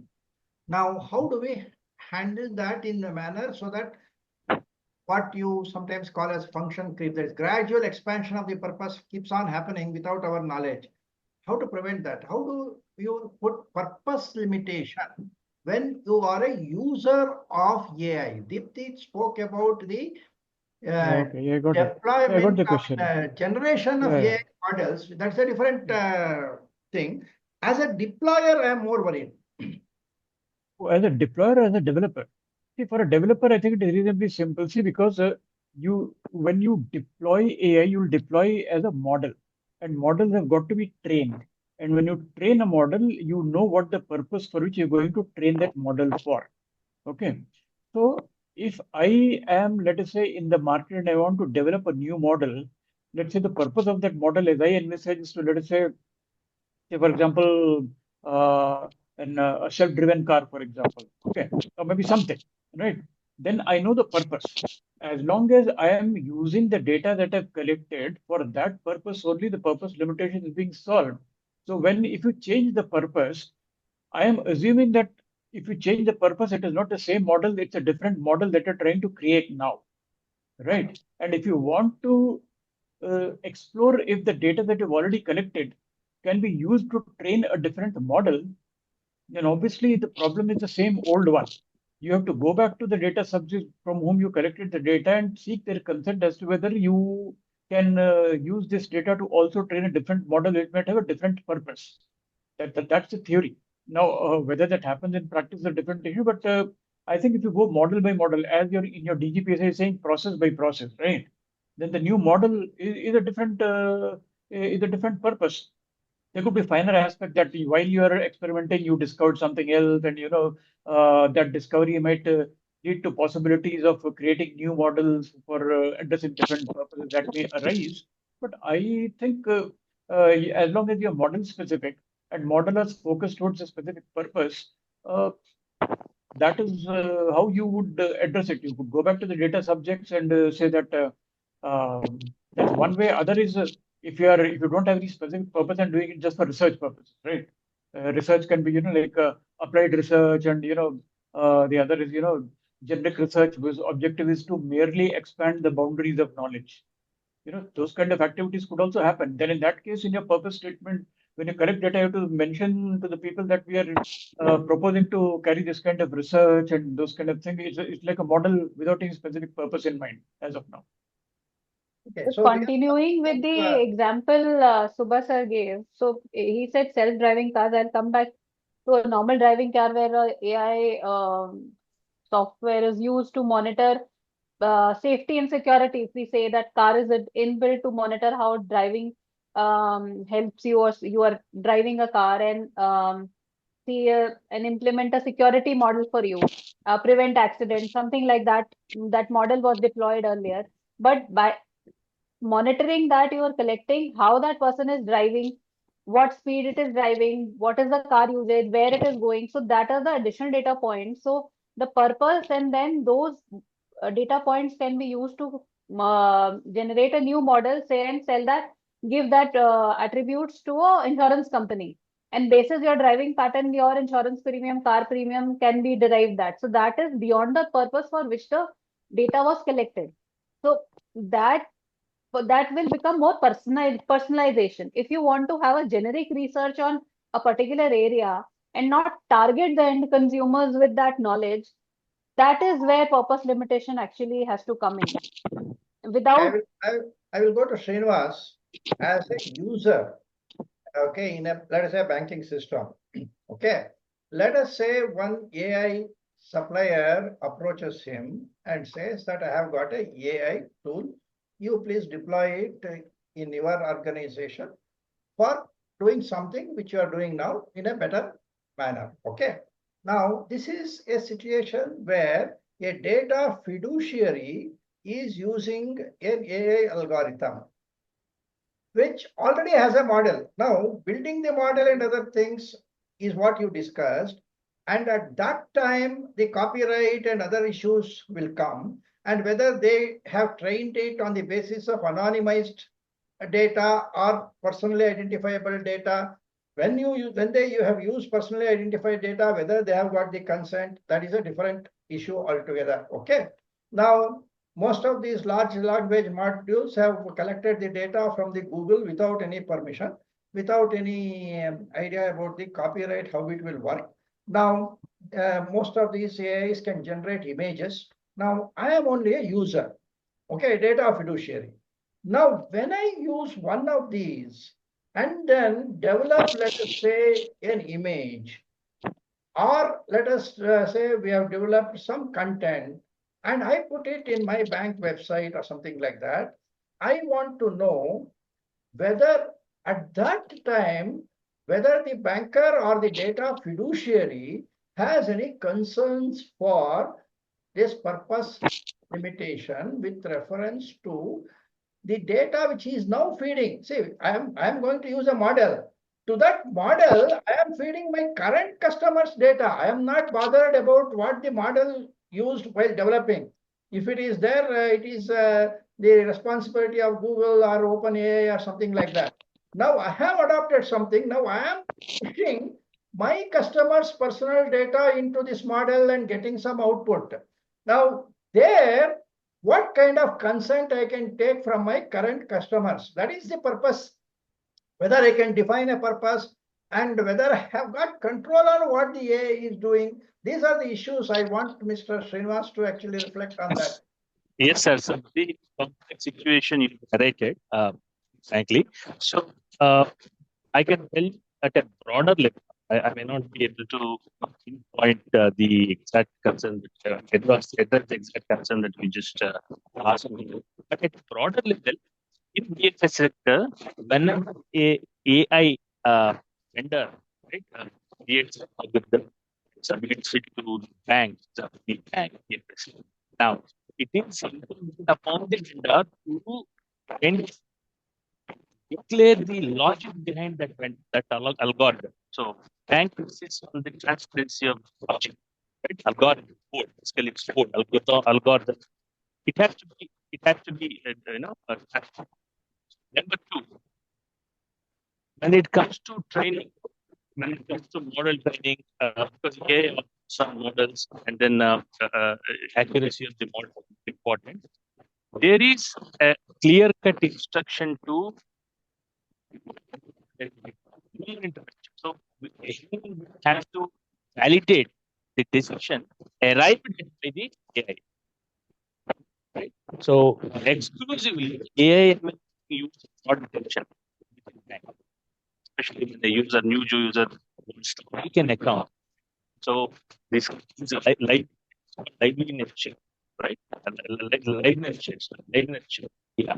So whether the user is genuine or not, that kind of validation is AI, admission AI, and there again, to to arrive at a decision conclusively, human intervention is a must. Not solely going by what AI has decided, whether it is fraud detection or whatever you just detects at that situation. We don't generally be in BFSS. I can safely say that we don't go by, we don't exclusively go by the AI decision. There is a human check behind that. I think at that, I'd like to skip it. Okay. Mr. Srinivas, your voice is breaking, so probably you may switch off your video.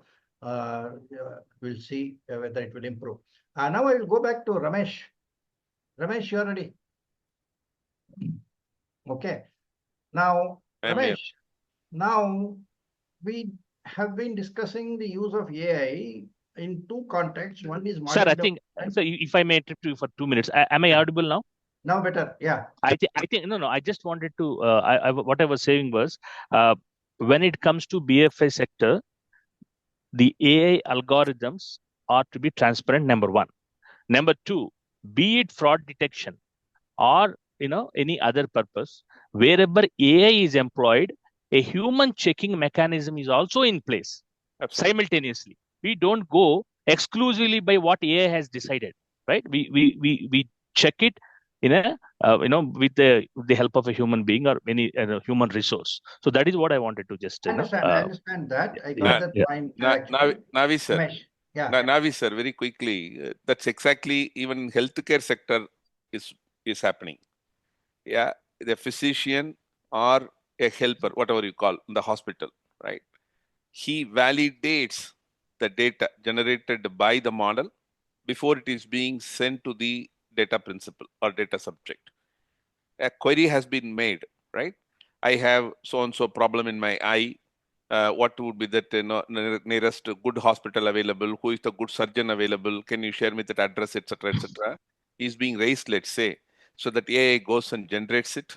And before it is being given to the person, that data is getting validated.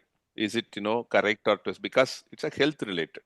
So human intervention is always needed. Yeah. Okay.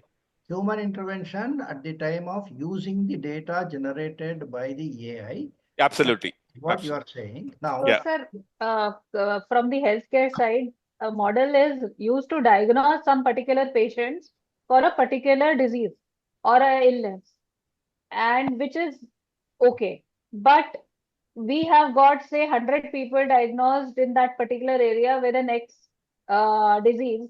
Now we cannot use that data to train the model to target those people for another product or a medicine. That is another purpose limitation that we want to talk about. Absolutely. And we need to have consent on that, or we can't. That becomes misuse of data.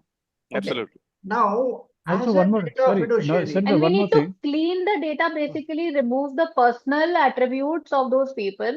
Okay, if we want to use that data to say do a research in that particular area, maybe okay, we are researching in Delhi and Bangalore that this particular disease or this particular illness is spreading, and how many people do have that. So if we are doing research, then those algorithms need to be cleaned out of those specific data points wherein you can actually go back and relate to those individuals. Just make it more generalized and train it. And while when people are signing up, you tell them that this particular data may be used for research, which DPDP also permits us that it can be used for research. But in specifically with regards to AI, those identification marks need to be removed to train the model, so that we don't create a bias or we don't target or harm anybody later on. Okay, now my question still remains on the responsibilities of a data fiduciary. Now, I have got a supplier of a AI. I want to know what precautions I need to take, because most of the time this algorithm is a black box. I don't know what it is doing. I have to give my data to that, okay, and let it process the way it wants.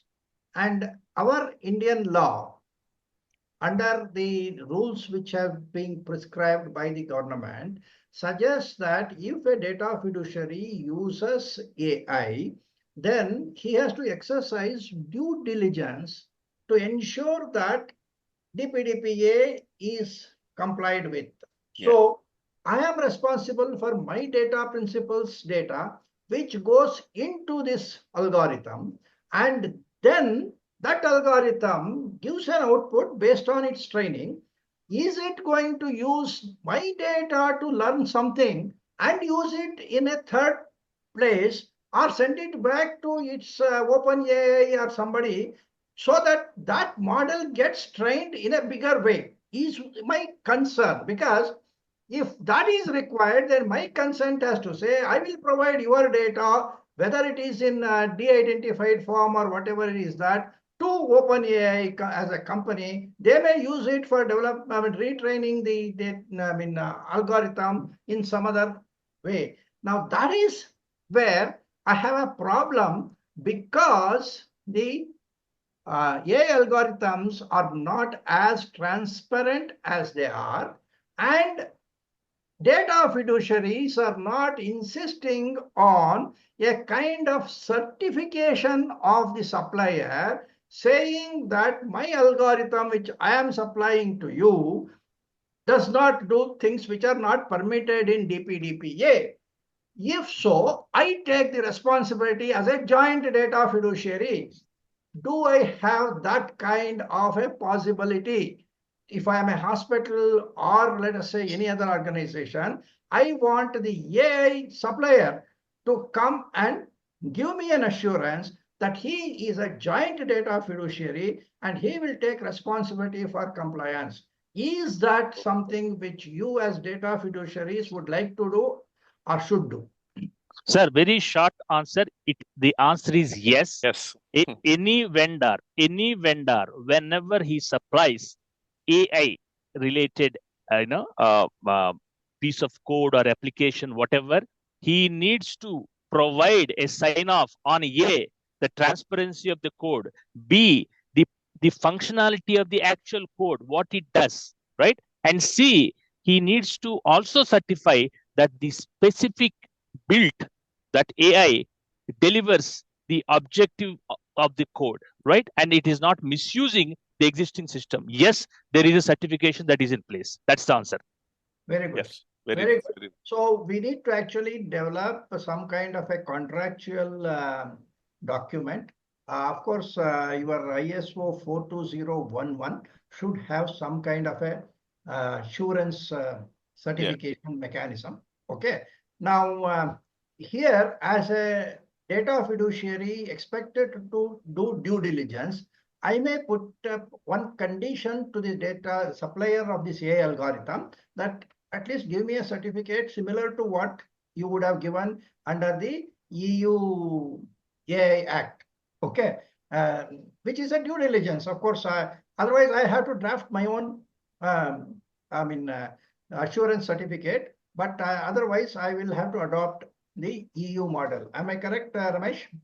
Exactly, sir. Now, not only EU, every regulatory authority, country specific, has got a kind of regulatory requirement with respect to AI model. So if I'm going to implement tomorrow, let us say in Dubai, UAE, I have to have that regulatory authority's permission even to launch my application. That's exactly, I think you are asking, that who is giving the certification, who is looking at whatever Srini sir said. I need to provide this information at the time of submitting the dossier, what I'm talking about.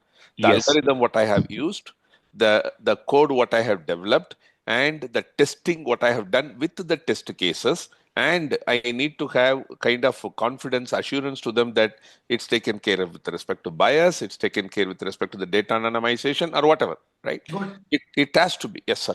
So like in the case of FDA CFR, Absolutely. certification, Yes.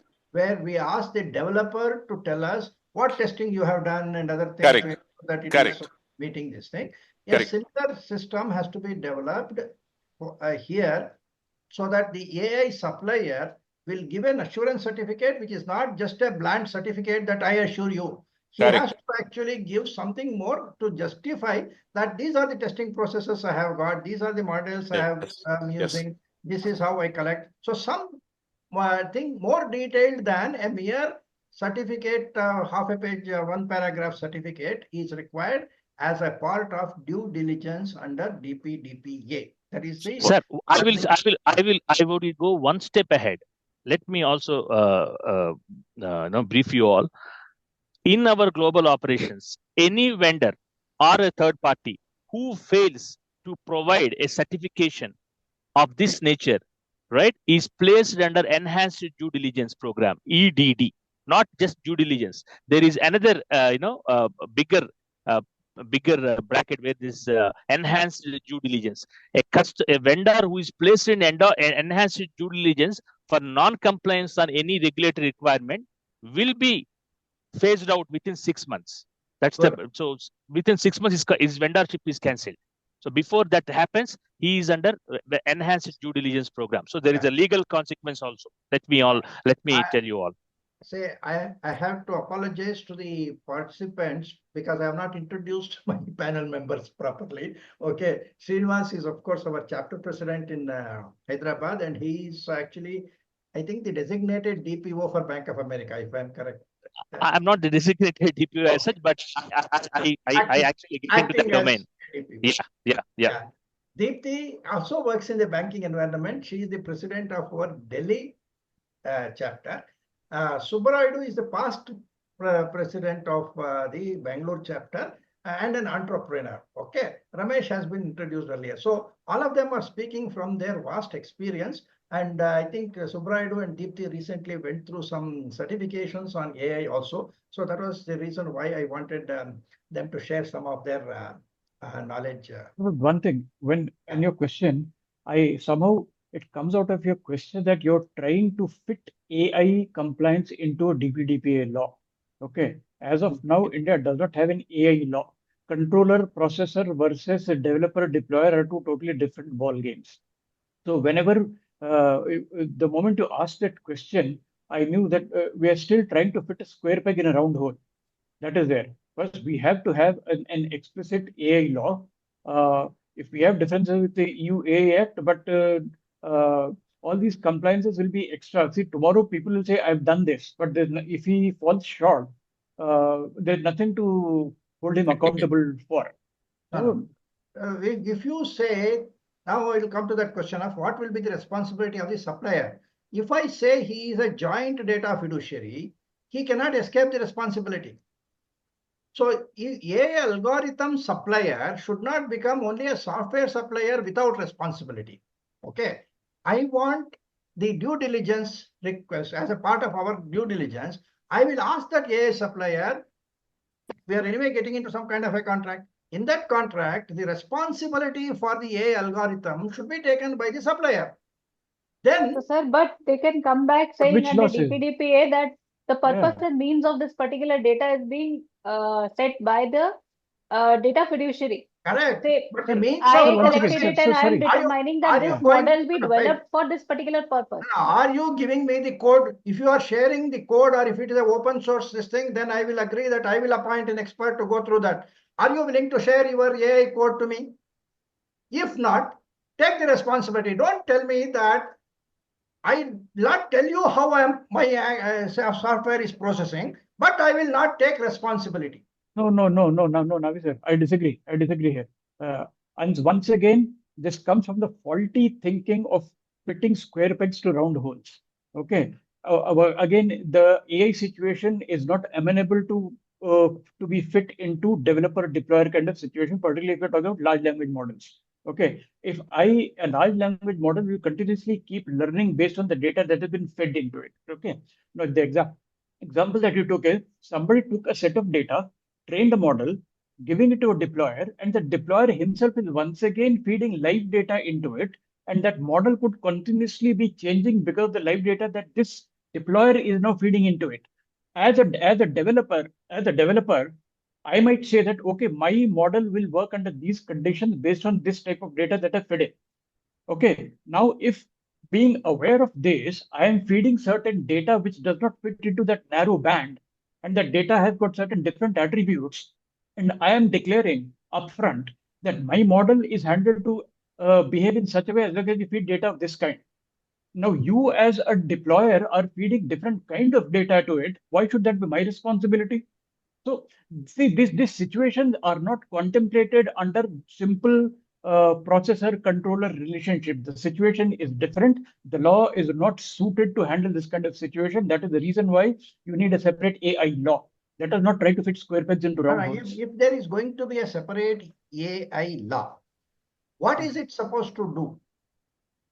I'll tell you. For example, See, for example, if you look at the EU AI Act, it clearly lays down responsibilities of. There are 7 or 8 kind of roles. There are developers, there are deployers, there are importers, there are right. So yes, the very fact that different kind of roles have been envisaged in an AI environment takes into account that the ground situation in AI deployment is different from mere privacy.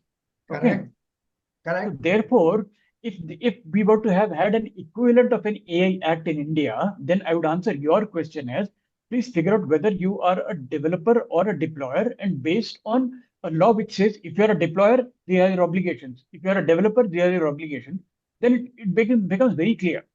The problem it's fine. here, It's fine. We don't have an AI law which defines that. But we are having DPDPA applicable to a data fiduciary, which says that the data fiduciary should exercise due diligence when they are using the sorry. algorithm. Let me stop you there. Let me tell you.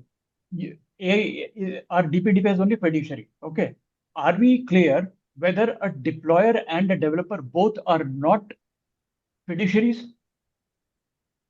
The deployer is obviously a data fiduciary because he is using the model and then feeding his personal data. There is no doubt about it. Now, the question is to what extent the developer or the distributor, say EU Act also talks about the distributor who is having the contact with us, okay, licensor.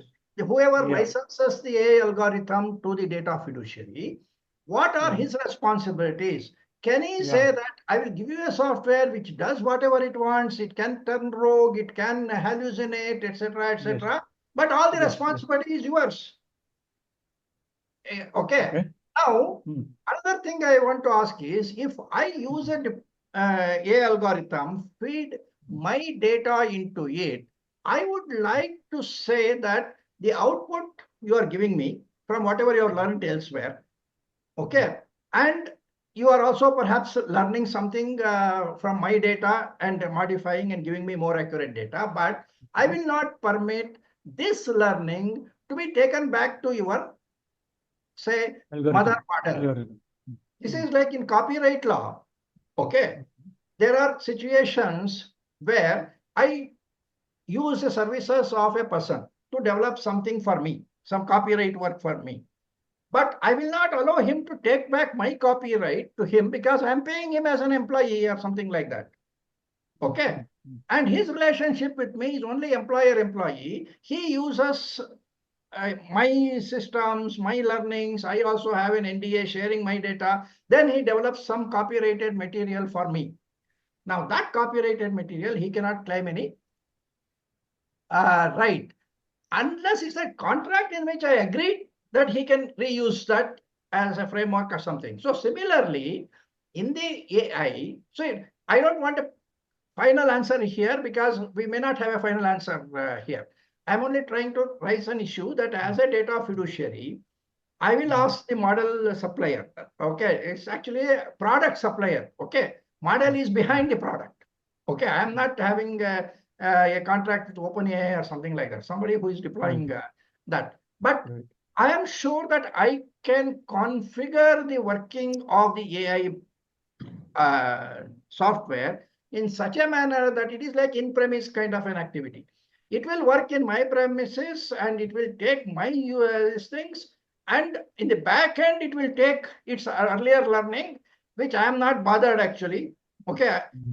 Now I want to ensure that whatever learning you take out of my data, which includes the personal data of my customers, should not be taken back to you. Can I put a filter there? Ramesh, or any other person who is here, who is an AI specialist, can respond to this. Okay, otherwise I leave that as a question which will be asked in due course. We will come to it later on. We will move on. I can take a realistic example. Maybe let us say I am a recruiting company, okay, and I go to some AI company in the US which has trained its model on the special characteristics available in the US. For example, there are black people, there are white people, there are Hispanic, there are Chinese and all, but does not have data of India. For example, you have caste and you have language and all those things and all, right? And the model helps me find out who would be a good fit for a particular job description, for example, right? And I am deploying it in my situation, but obviously the demographics where I'm applying is very different from the demographics within which that specific model has been trained on, right? In that case, I would still say that my responsibility would still lie for non-discrimination based on certain parameters. Although the model developer has told me that, boss, this model is trained for the demographic of the US, I ensure that this will be non-discriminatory as long as the demographics are the same.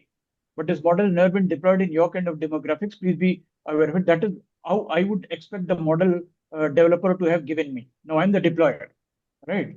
I cannot absolve myself of responsibility of any biases in the hiring process if the model developer is clearly telling me that I've trained my model in demographics specific to the US. My responsibilities still remain. No, if fine. I am, yeah. If I, So if, we if are I, looking at the efficiency bias kind of a thing of the particular software. Let us say that as a data fiduciary, I am accepting that. Because I'm having this human oversight only for that purpose. Okay. Now, I'm saying beyond that, as a data fiduciary, what other due diligence I need to consider is the question. It is again a developing thought. I think it will take time. We need to have other seminars, webinars in which we will discuss this further. Okay. Now, if any of the audience has got any questions on AI and privacy, please raise it now. Thereafter, we can move into the next topic. Anybody having a question on AI and privacy? As mostly as a deployer, because if you are a software developer, that is a different issue. Yeah. No questions. Fine. Now we will go to another question in the banking segment. Now, once DPDPA comes into being, how will it affect the customer relations and customer satisfaction if we are looking at the implementation? Mr. Srinivas? Yes, sir. So, I would like to comment on this at a broader level. Customer dropout will be higher, right? If he's asked to provide his consent on a number of screens, right? Obviously, the experience matters, right? So if you ask him, to provide consent on multiple screens, multiple check boxes, etc., it will obviously result in customer getting dropped out from that organization or whatever. Okay, so that at a broad level, I would like to point that out. Now, having said that, compliance is a must, right? No matter what. So there is always a trade-off between business and compliance. So at a high level, as at a broader level, in my organization, if you ask me, my organization, I don't want to say my organization, in BFSI sector, across BFSI sector in general, compliance prevails over business. Now, we cannot compromise on compliance just because a few additional screens or a few additional check boxes are actually causing inconvenience to the customer. Compliance prevails, period. Okay. Now, of course, you are talking of a foreign bank, but there are other Indian banks, let us say. Now, an Indian bank has got Indian customers. Okay. Now, I want to know whether banks should consider investing on customer education in privacy as a CSR responsibility, particularly through organizations like FDPPA. Say, this is not directed to you because you are a foreign bank and maybe you are not obliged to do anything in the Indian privacy awareness creation. But take up a position as a Indian bank, and if you are the CEO of an Indian bank, would you like to start a CSR program so that your own customers, I don't say all the public, at least for your own customers. Now you are saying that when you start implementing DPDPA, there will be customer dissatisfaction. There will be people who may would like to go. Drop out. Yeah. Drop out should be there, which from the business point of view, you should do something to prevent. Okay. True. So now I'm talking to you as an administrator. You take the role of an administrator. Should you consider certain CSR projects on consumer education, on privacy? Yes, sir. Yes, sir. I would do so. Given that the cyber crime situation is bad, number one, and then there is a lot of customer sensitization happening nowadays, right? Not necessarily on DPDPA, but then overall, how to safeguard one's private data, etc. So while the DPO is tasked with sensitizing employees within an organization, right? Similarly, a campaign can be run outside the organization, right, to sensitize customers by any third party like ours, FDPPA. Yes. Okay, good. Yeah. Anybody else has got any thoughts on this? That is, we accept that there will be customer dissatisfaction. This will be not only for banking segment, maybe for many other segments. We are saying compliance is important, so you have to take multiple consents. All that we're saying. We are also talking of purging the data if you don't give me the consent. All this, from the business perspective, is definitely negative in terms of business impact. But we cannot give up the business, so we have to be in business also. So therefore, every client has to take responsibility for its customers and tell them before, right? Because when we are taking up any of these compliance activities, the first step we suggest to the organization is, you please send a communication to all stakeholders, employees as well as customers, that you are going for DPDPA compliance. This will result in certain changes of various contracts and other things. Be prepared for that, something like that. Okay. So extending it further, in fact, you mentioned about cyber crimes also. There was a time when banks used to conduct customer interaction with branch managers on a monthly basis and then discuss about the safety of digital banking or whatever is that. Now is the time to do that, is what I am trying to say. Now, Deepti, as a banking official, has got anything to say?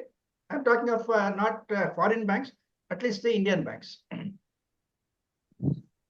Sir, first and foremost, a massive training program needs to be done for the employees at the frontline level, at all the touch points where the personal data is being handled. And in these times of digital, I mean, not 10 years or 20 years back when this whole digital revolution kind of started with computerization or your internet banking and meetups with your branch managers and stuff, because we need to identify different pockets, not maybe in metros or say tier 2 or tier 3 cities, or where we are expanding the reach of our banking sector and increasing the inclusivity. From say UPI is most adaptive, and because of UPI, all the villages have also kind of the banking and this digital banking has reached there, and people are inclusive in the economy now. That was the plus point, but I think proper campaigns needs to be done at these levels to how to safeguard, because they are the most vulnerable people in the sector. And these are the most vulnerable people where the pockets of cyber crimes are actually developing, and not in the cities.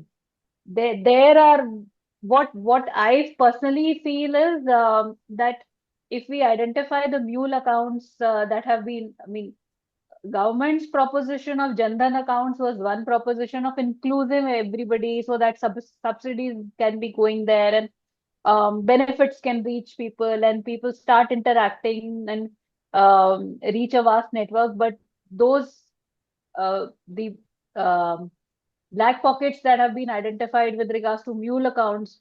So the education needs to be done on these particular levels. We can't generalize the education. Sending SMSs or emails is possible in your metros or tier 1 or tier 2. But if we are talking about the larger root cause analysis of why the cyber crimes is happening and where it is getting generated from, it is actually coming from the frontline level where the bank attrition is high, where new joinees come, say, for 1 year and then leave. Say our own observation, which I also discussed with Ramesh today morning itself, is that bank employees of today are not well versed in banking at all. At all, sir. No, not even at all. a negotiable instrument act, not on say, ITA 2000. They are the salespeople right now, sir. Yes. They are trained in a manner as a third-party salespeople where you have to use a insurance target or say do a mutual fund target or some product somewhere, So insurance or something. So internal education is a must. What I am trying to hint is that there is a ground for CSR investments also. And we have recently launched this Privacy Mitra program so that I want lots of people across the country to start understanding and disseminating information on privacy to the masses. And those are the projects which these banks should fund. And maybe it will happen over a But period. actually, there are CSR opportunities in foreign banks as well. So I have been part of Standard Chartered. I've been now part of HSBC. So every employee does get these voluntary leaves where you can go and volunteer in particular for a particular cause, which may be listed or which you can get onboarded. So this can be a good option where people go and promote this awareness campaigns once in a while. But these can only be made more effective once you actually invest in the training programs of your frontline people. What I personally believe is a big drawback because I have been in conversation with non-privacy community from the banking side, and despite being privacy as a core concept inclusive in our audits earlier, now privacy has become an exclusive different topic to discuss and law and everything. But privacy and the concept of privacy was always a part of our audits in banking fraternity. So, but those people are still taking it very lightly. Okay, because I still remember very candidly somebody had commented in one of the branches I was visiting when DPDPA was passed that, I had put on this whole status that this is finally here and we are making some progress. And somebody from the banking community had commented, "Isse kya hoga? Kuch nahi hoga." So that the mindset of the people, the culture that needs to adopt, and banking being the artillery of the network of economy, sir, plays a very, very important role in the whole society actually. Okay. So I'm only pointing out the need for such education of the masses, for which the Privacy Mitra program is supposed to help, and all of you can try to contribute towards that. Now, Das Gupta had some questions we did not take. Das Gupta, you have? Yeah, yes. I was just adding to what Deepthi and other distinguished panelists are saying. Like with the digitalization in banking, cybercrime has become like a disease, especially in UPI-related transactions. I think your suggestion is very valid. We need a lot of awareness because even when I go to the cybercrime cells of the local police, the majority of the cases and frauds are happening is on the UPI related side. So specific training program targeting towards those UPI, the systems of the banks are required. And as Deeply rightly pointed out, mule accounts is another gray area. Which is also needs to be addressed. So I fully subscribe to the views. Okay. Thank you, sir. Now, one more point which comes in the banking industry is related to sectoral guidelines. See, RBI has been a strong regulator for the banking system. And in fact, on data localization, they have very rigid, say, guidelines. And now SEBI and IRDAI and some other organizations have also started having sectoral regulations which are related to privacy. Now, when this DPDPA becomes operative, now how does these sectoral regulations, particularly on data localization, because DPDPA is today not very explicit on cross-border transfer of data, whereas RBI has specified that certain kind of processing um, storage of data has to happen in India, even if the processing may happen outside India. So how does this sectoral regulators manage to be in tune with DPDPA is a question. Ramesh, you would like to take this question? Sir, come again. I'm sorry, I missed. Okay, I'm sorry. fine. No, I was talking of sectoral regulations. Okay. Yeah, Now, yeah. for example, data localization is not specified in the PDPA, but Correct. RBI has got a very strict regulation. Okay. Right. Now, similarly, SEBI, IRDA, they all have specific regulations. Now, how will these sectoral regulators uh, build harmony with the DPDPA is a question which I am trying to find out from experts like you. Actually, we were also thinking, no, sir, with the healthcare related sectoral guidelines or automobile industry related, right? I think it is need of the hour because they have to apply their mind and whatever discussion had happened last 1 hour, all these things need to be part of it as a kind of best practice to be emerged and what to be really talked about from each role, whether you are a distributor role, whether you are a deployer role, whether you are a etc. to complement a particular law. So the sectoral guidelines definitely need to be emerging. In fact, I can tell you from my experience, it's happening within the healthcare sector, at least in European Union, lots of communities are getting together to address this issue, right? Now, what kind of testing to be done to that algorithm? How will you really assure yourself? At least in cybersecurity scenarios, to a certain extent, many of the things are in place. I'm talking about during the development life cycle, right? In the software life cycle. But algorithm based, it's LLM model, so many things, it has to emerge, sir. Yeah. We'll get back to Subraidu. Subraidu as a seasoned, say, auditor. Now, if you are auditing a bank, now this question of how to integrate the RBI guidelines with the DPDPA will be a challenge. Now, how do you think your clients will be responding to this and managing the scenario? Actually, in the banking sector, because the RBI guidelines have always been far more stricter than the in the prevailing laws, they already subjected a lot of compliances, for example, data localization audits and all these things. So uh, I think the main area will be around the consent, as we discussed extensively a couple of days ago. While on the data localization and other security aspects, banks are fairly well placed. Uh, encryption and the technology related control, where the consent and data sharing is definitely one thing where banks have been very lax on compliance, and that is where a majority of the changes are going to come in.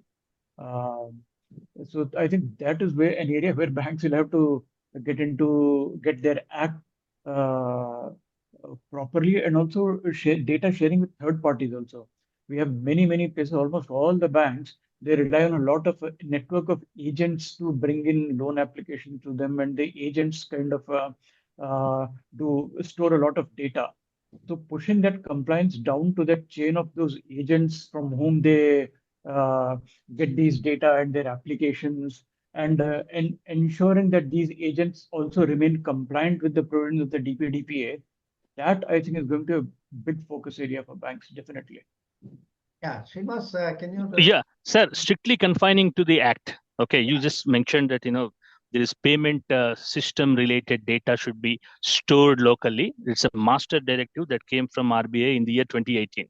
Now, any data that gets processed in India must be stored in India. That is the essence of the act, requirement of the act. Now, towards that end, I think all banks, including foreign banks that operate from Indian soil, have created data centers to house the data that gets processed in India. It could include customer data or an employee data as well, right? Now, uh,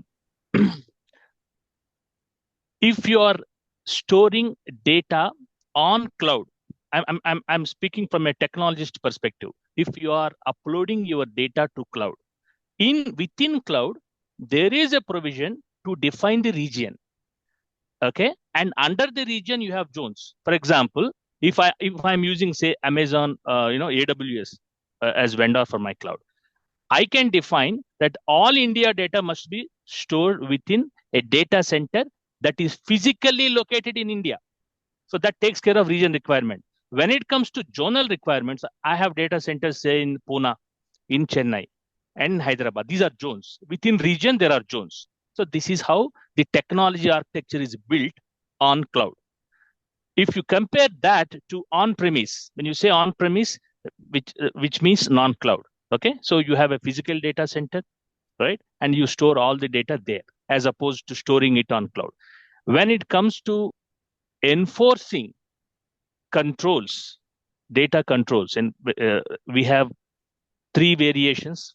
Again, from a technologist standpoint, we have masking for data that is in use. Whatever you see, whichever data you see in the screen, right? Username, password, etc. They are all fields, and password obviously gets masked. So three ways of securing data. One is masking. The second one is encryption. The third one is hashing. We do, as part of our banking requirements, we encrypt data. When the data crosses borders, the data is called as data in transit. When the data is in transit from one system to another system, that is data in transit, and we deploy encryption there. When the data is in use within the same region, that gets masked. And when the data is finally stored in a database, it is called hashing. So there are three variations in encrypting data. These are three variations, technologically speaking. Okay. Now, Ramesh, I want to ask a couple of questions on the HR segment. Okay. Now, it's also relevant to other segments, but specifically to HR. Now, when companies scrape data from platforms like LinkedIn or Naukri.com, how can they handle consents if it is a manpower company or something like that? So what are your thoughts on scraping of data from, say, manpower sites? See, we as part of the contract, we have also put it saying that if you are taking it from any of the public site, right? As we always prescribe, go back to that before using their data in the first instance, that right, I'm going to pass your CV to so and so company. Is that okay? Better to have that explicit consent from the person if you're talking about CV per se. We need not conclude that it is publicly available data and hence I'm using the data tomorrow to not to avoid that kind of issue. We always recommend that put it as part of the contract. So when we have an agreement with any kind of these kind of vendors, we say make sure that you have a consent from the candidate before you forward the CV to me, whether he or she. In one or two cases I had seen, even during the interview, that person said, no, I have not applied for it. Can you believe? Then I said, why are you sitting here? I did not even know. Somebody had called me, there is a discussion point, so I came here. So it all happened. Then I had to tell that vendor, did you check with him or her? So now more and more as a best practice, as part of the contract itself, it needs to be to avoid this situation. Don't handle it legacy data in a very stricter way is what I would say from the HR perspective. Now, the example which you gave, Yes. Like an interviewee is sitting there and said, I did not apply, why are you Yes. calling? Yes. It is something which can trigger a major data protection complaint against your company. Absolutely. Absolutely. Okay. Absolutely. Then did you recognize that as an incident and report it to the incident management committee?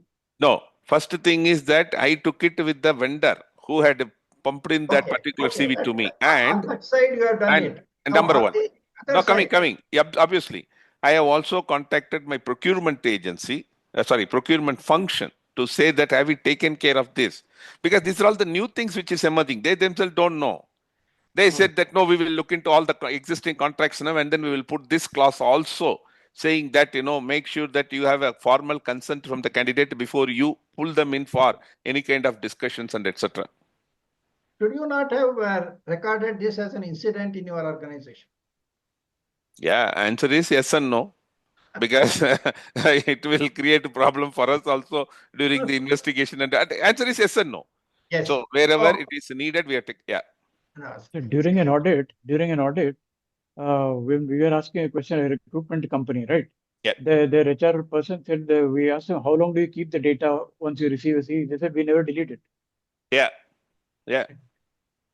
So when you I'm sure 90% of Indian companies who ever receive any CV, their HR department never ever delete it. See, this is where I say that when you are designing an incident management system, there is a tendency to extend our ISMS incident management system here. But unless you redefine the definition of incident, Yeah. you include this sort of situations where there is an apparent Yeah. processing of personal data without a consent. This is one of the risks which you have remembered yesterday when we discussed the risk register. Processing of the data without a consent is a risk. So when you come to know of that, it should immediately be flagged as an incident. And it should get the treatment. And under that treatment, contacting the vendor, contacting the procurement team, all that becomes a resolution for the future kind of a thing. I think that's a point which we need to remember. So I think the areas like in any organization, right? Areas like HR, sales and marketing, finance, procurement, legal, they are sitting on piles and piles of data without knowing what is the source of the data and why they are keeping it also, right? And one more to add here is the travel department. Oh, Babre.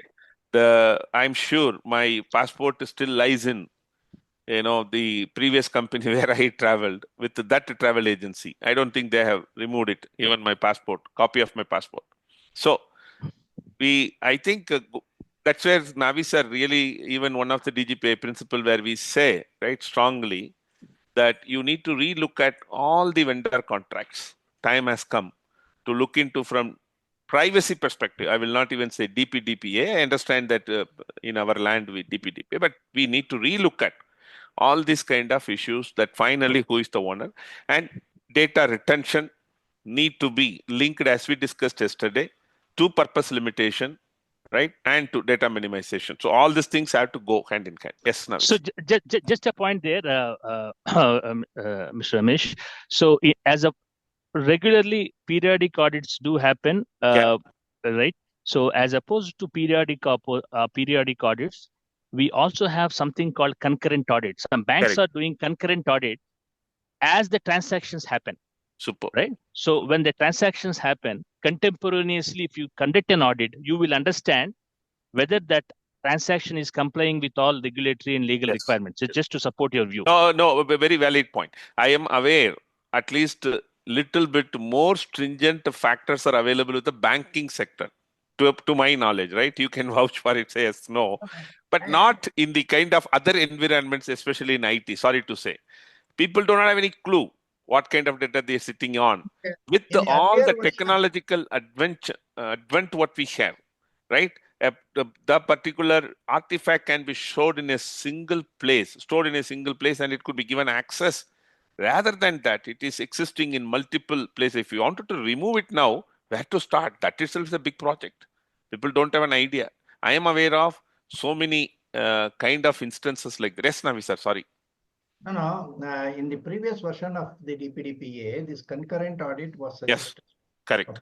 DPDPA also. Okay, Correct. unfortunately, it has not got removed. Latest list. Sir, just I want to share, Navi sir, with your permission, another insight, critical insight on mixed data sets that are handled by banks, both foreign banks and Indian banks. See, there is a typical situation when a particular bank has accounts that are owned by Indians residing in America, okay, and also by people who are residing in India. Now, when Indians residing in America, or let's take the case of Indians residing in Europe. Now, on that account, GDPR applies, and for other accounts, DPDPA applies. So simultaneously, you see that there are two laws, two global regulations are being applied, right? So, I mean, how the banks are viewing the situation is that those regulations are complementary and not mutually exclusive, right? So each is to be treated on its own merits and regulatory requirements. So from an enforcement perspective, on mixed data sets, all regulations wherever they are applicable, they all apply at one and the same time. I hope this insight is already maybe in your knowledge. Just wanted to share. All right, it's okay. Now let me give me some time to the participants to raise any questions, because we have had a very in-depth discussion on multiple topics. Dasgupta here. Sorry, sir. I just want one gray area where organization, they ask for a lot of CVs, say 100 CVs, only 10 got selected, and regarding the 90 remaining ones, they retained it. So I just wanted to know, because they don't discard it, they retain it. They said, if later some opportunity cries, we might call you. So that is, many organizations follow this process. So would like your thoughts on the same, sir. Say, once the data is old, okay, then its value is anyway coming down. The question of keeping, say, for a person who has applied for a job, now 3 months later or 6 months later, what is the value of that? He is not going to be interested in your job at this point of time. So the degradation of the value of the data should give an idea that there is no benefit in holding the data. In fact, when we say that data has to be valued, in our DVSI, that is Data Valuation Standard of India, we say that the data value should be depreciated with the efflux of time. Okay, so if a person has submitted this thing and holding it indefinitely is of no use. Normally, people will keep it for 6 months or something like that, because a person who is rejected from one particular branch, he may apply in some other branch. Then they will go through one more additional, process of evaluation, which they may consider as a waste of time. So they may keep that reasonable period, something like 6 months, and then say after 6 months, if he's coming back, he might have come back with some additional qualifications. So I need to actually consider him actually. So I think you should decide about 3 months or 6 months as a reasonable period, up to which you retain, and afterwards purge it, because the more data it is there in our system, higher is the risk of some kind of a problem arising, notional problem or real problem. If that data goes into the dark web, people will talk about your organization. They will not say that this data was 5 years old. They will say that data of such and such a bank is there available on the dark web. So that is what I feel, that there is no value in holding personal data for a long period, because its accuracy will be down, its utility will be down, and over a period of time, it is only a liability, and it's expired data. Say, like expired medicines being held by a medical store, it is of no use. You cannot sell it. By holding it, there is only a problem. So I think that is how we have to look at it. You have to develop a data retention policy based on this kind of a principle. Yes. Sir, just want to add, data retention is also linked to court and investigation. So please be aware that in industry, when any data is flagged with another law or it is an evidence, we are reclassifying that as evidentiary data, and then it is not subject to the data retention norms normally. Normal data retention policy is applicable for ongoing processing based on our activities. These are exceptions. So when, for example, the ITI 2000 requires many data to be kept for 180 days or 5 years. So there is a law. Then if something like an evidence is created, that evidence has to be retained, particularly if a case has been registered, it's almost indefinite. Okay, so that is the difference between archival of the data and mere usage of data. Yeah. Sir, I have one example. Let's say, for example, Amazon, right? Amazon has user accounts. User account is a personal data. Now, this user account can, the person who's using the user account will need to use it until he exists, whatever time, right?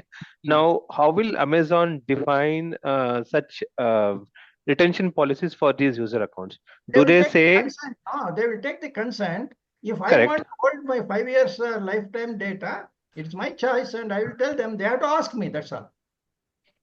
Okay. In the same case, if I develop some internal application, where I say that the application will be used by employee until he is there in the organization.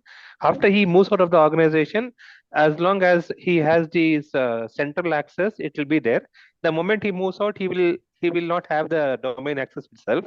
Then the access for him will be completely terminated. Agreed. Right now, Yeah. in this case, what should I define as a retention policy? Should I say that his access will be retained until he is active in the organization, one, Data and two? retention is different from data access. No, you may retain the data for a period beyond the person's term, maybe for another 5-6 years, because anyway taxation issues will be there. Okay, the person today, the salary which you have paid this month is subject to some taxation questioning for the next few years. So labor law may require some information. So retention is necessary, but that retention need not be in the production environment where access is given to 100 employees of the HR department. It has to go into a secured archive. Okay. And Okay. only when required. Okay. Okay. So, But in this case, should we also document the deletion policy here? correct. Because deletion policy is also mandate. So for me, in this case, should I say that the user account will be active until he is in the organization? Once he leaves out of the organization, then his access will be deleted in 7 days or 5 days. That is first aspect. See, I would not like to delete it in 7 days. That is deletion of data I will not do. Deletion of access I may do. Deletion of access, yeah, I mean to Deletion say, of you are access right. can do at the end of the day itself. Why do you want, if I think them today, why should you have access tomorrow? We do it on the same day. I agree. Day. Correct, correct. That's right. Deletion is different. Okay. Moving it to archive is what I suggest. When you move it to archive, you can use some encryption and you can ensure that that is not available to the rest of the people, only to select people. And when there is a need for that information, for example, labor department asks or something, you should be able to retrieve it. Take it out and use it, because that's a legal requirement. Got it. Coming back to Mr. Mishra's point, there were two different aspects actually that you touched upon. The Amazon case where the user has access to his Amazon account is different than what user has is doing with his access. So that becomes another attribute to the data.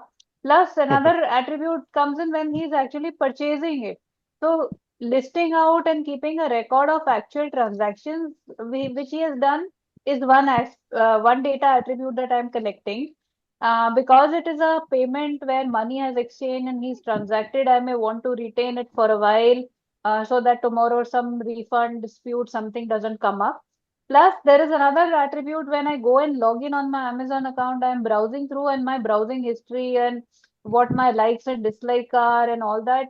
That kind of data retention becomes different because that becomes under targeted marketing for me, that I am being targeted. Okay, I visited, some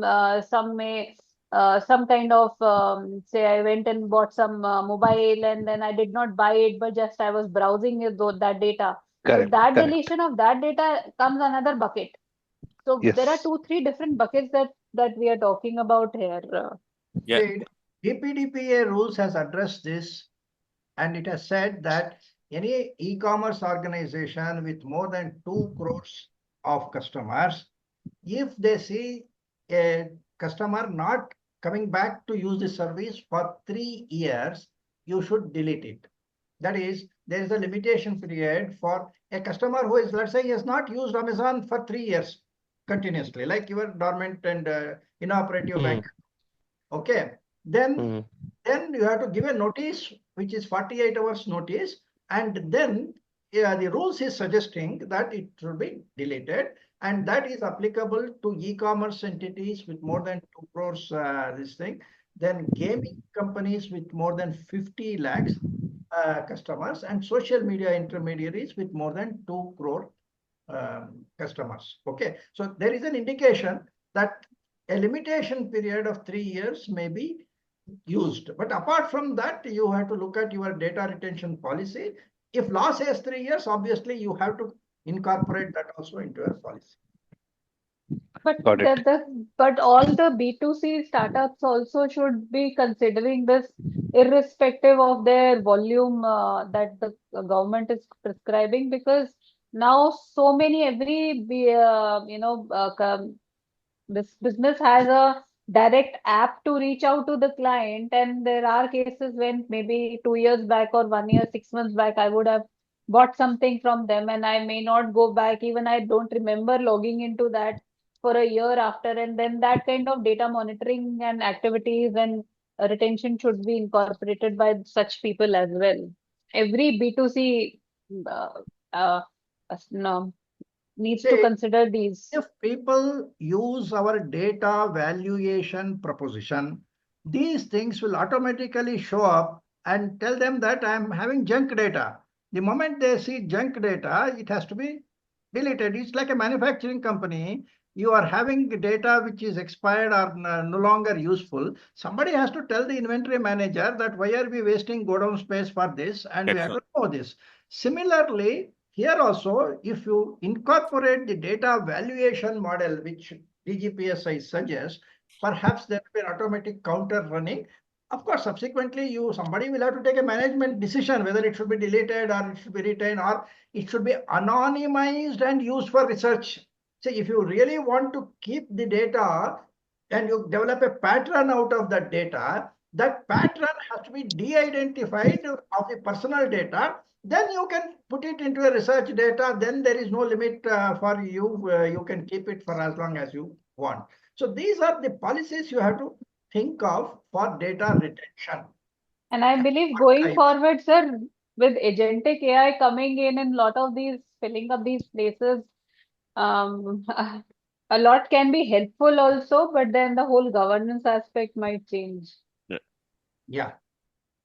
So friends, we have 10 minutes past the time.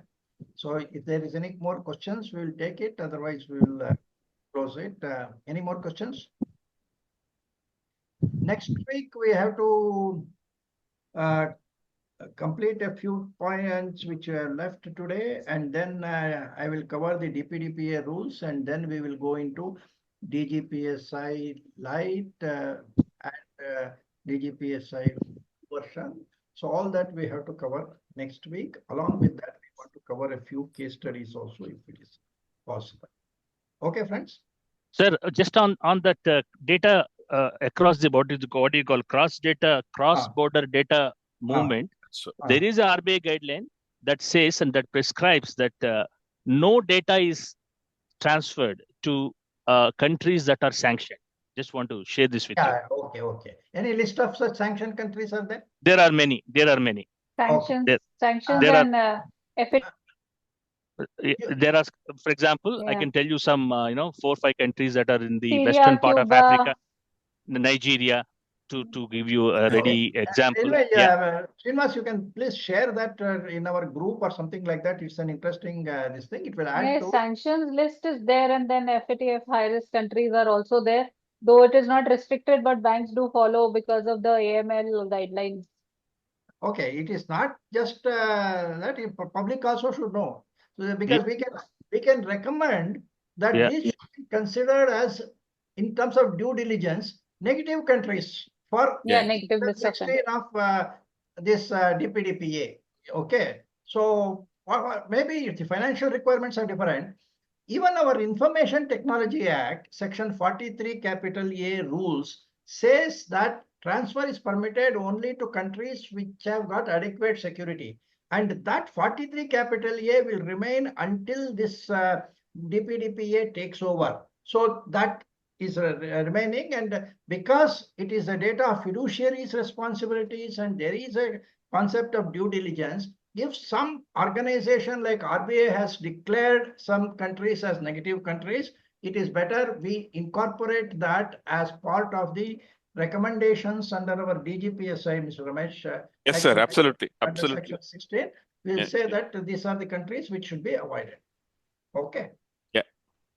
Both Deepti and Srinivas, please send me the list of the countries as suggested by RBI. If possible, you give me the circular reference number, we will incorporate that because it will go into the recommendations of DGPSI. Yeah. Also, sir, these countries usually they revise one or two here and there depending on the global policy, but largely they remain the same. No, it's okay. It is high risk that is usually added or deleted, but We'll sanctions see is whether high financial risk also means high personal data risk. Okay, but let us have the that country, the country because code, the country code itself is blocked deeply. There yeah, is no yeah, the country code itself is blocked. Therefore, yeah. there is no provision to send or receive data. That's how it is. Yeah. You just kind of monitor from your AML guidelines also and your fraud guidelines also. The monitoring happens on the accounts. If there is any transaction being routed and if there is some cross-border remittance that has happened, so the scrutiny of the fines that come into the banks later on that particular part. So thank you, friends, all the panelists who participated in the discussion. I think a lot of new thoughts have come into being. This was a generic discussion so that different kinds of thoughts have been discussed. It was not a structured session, but I think the participants would have made note of a lot of thoughts, which is all going to add to the understanding of DPDPA. So thank you, and we will meet next week, Saturday, 10 o'clock. Thanks, sir.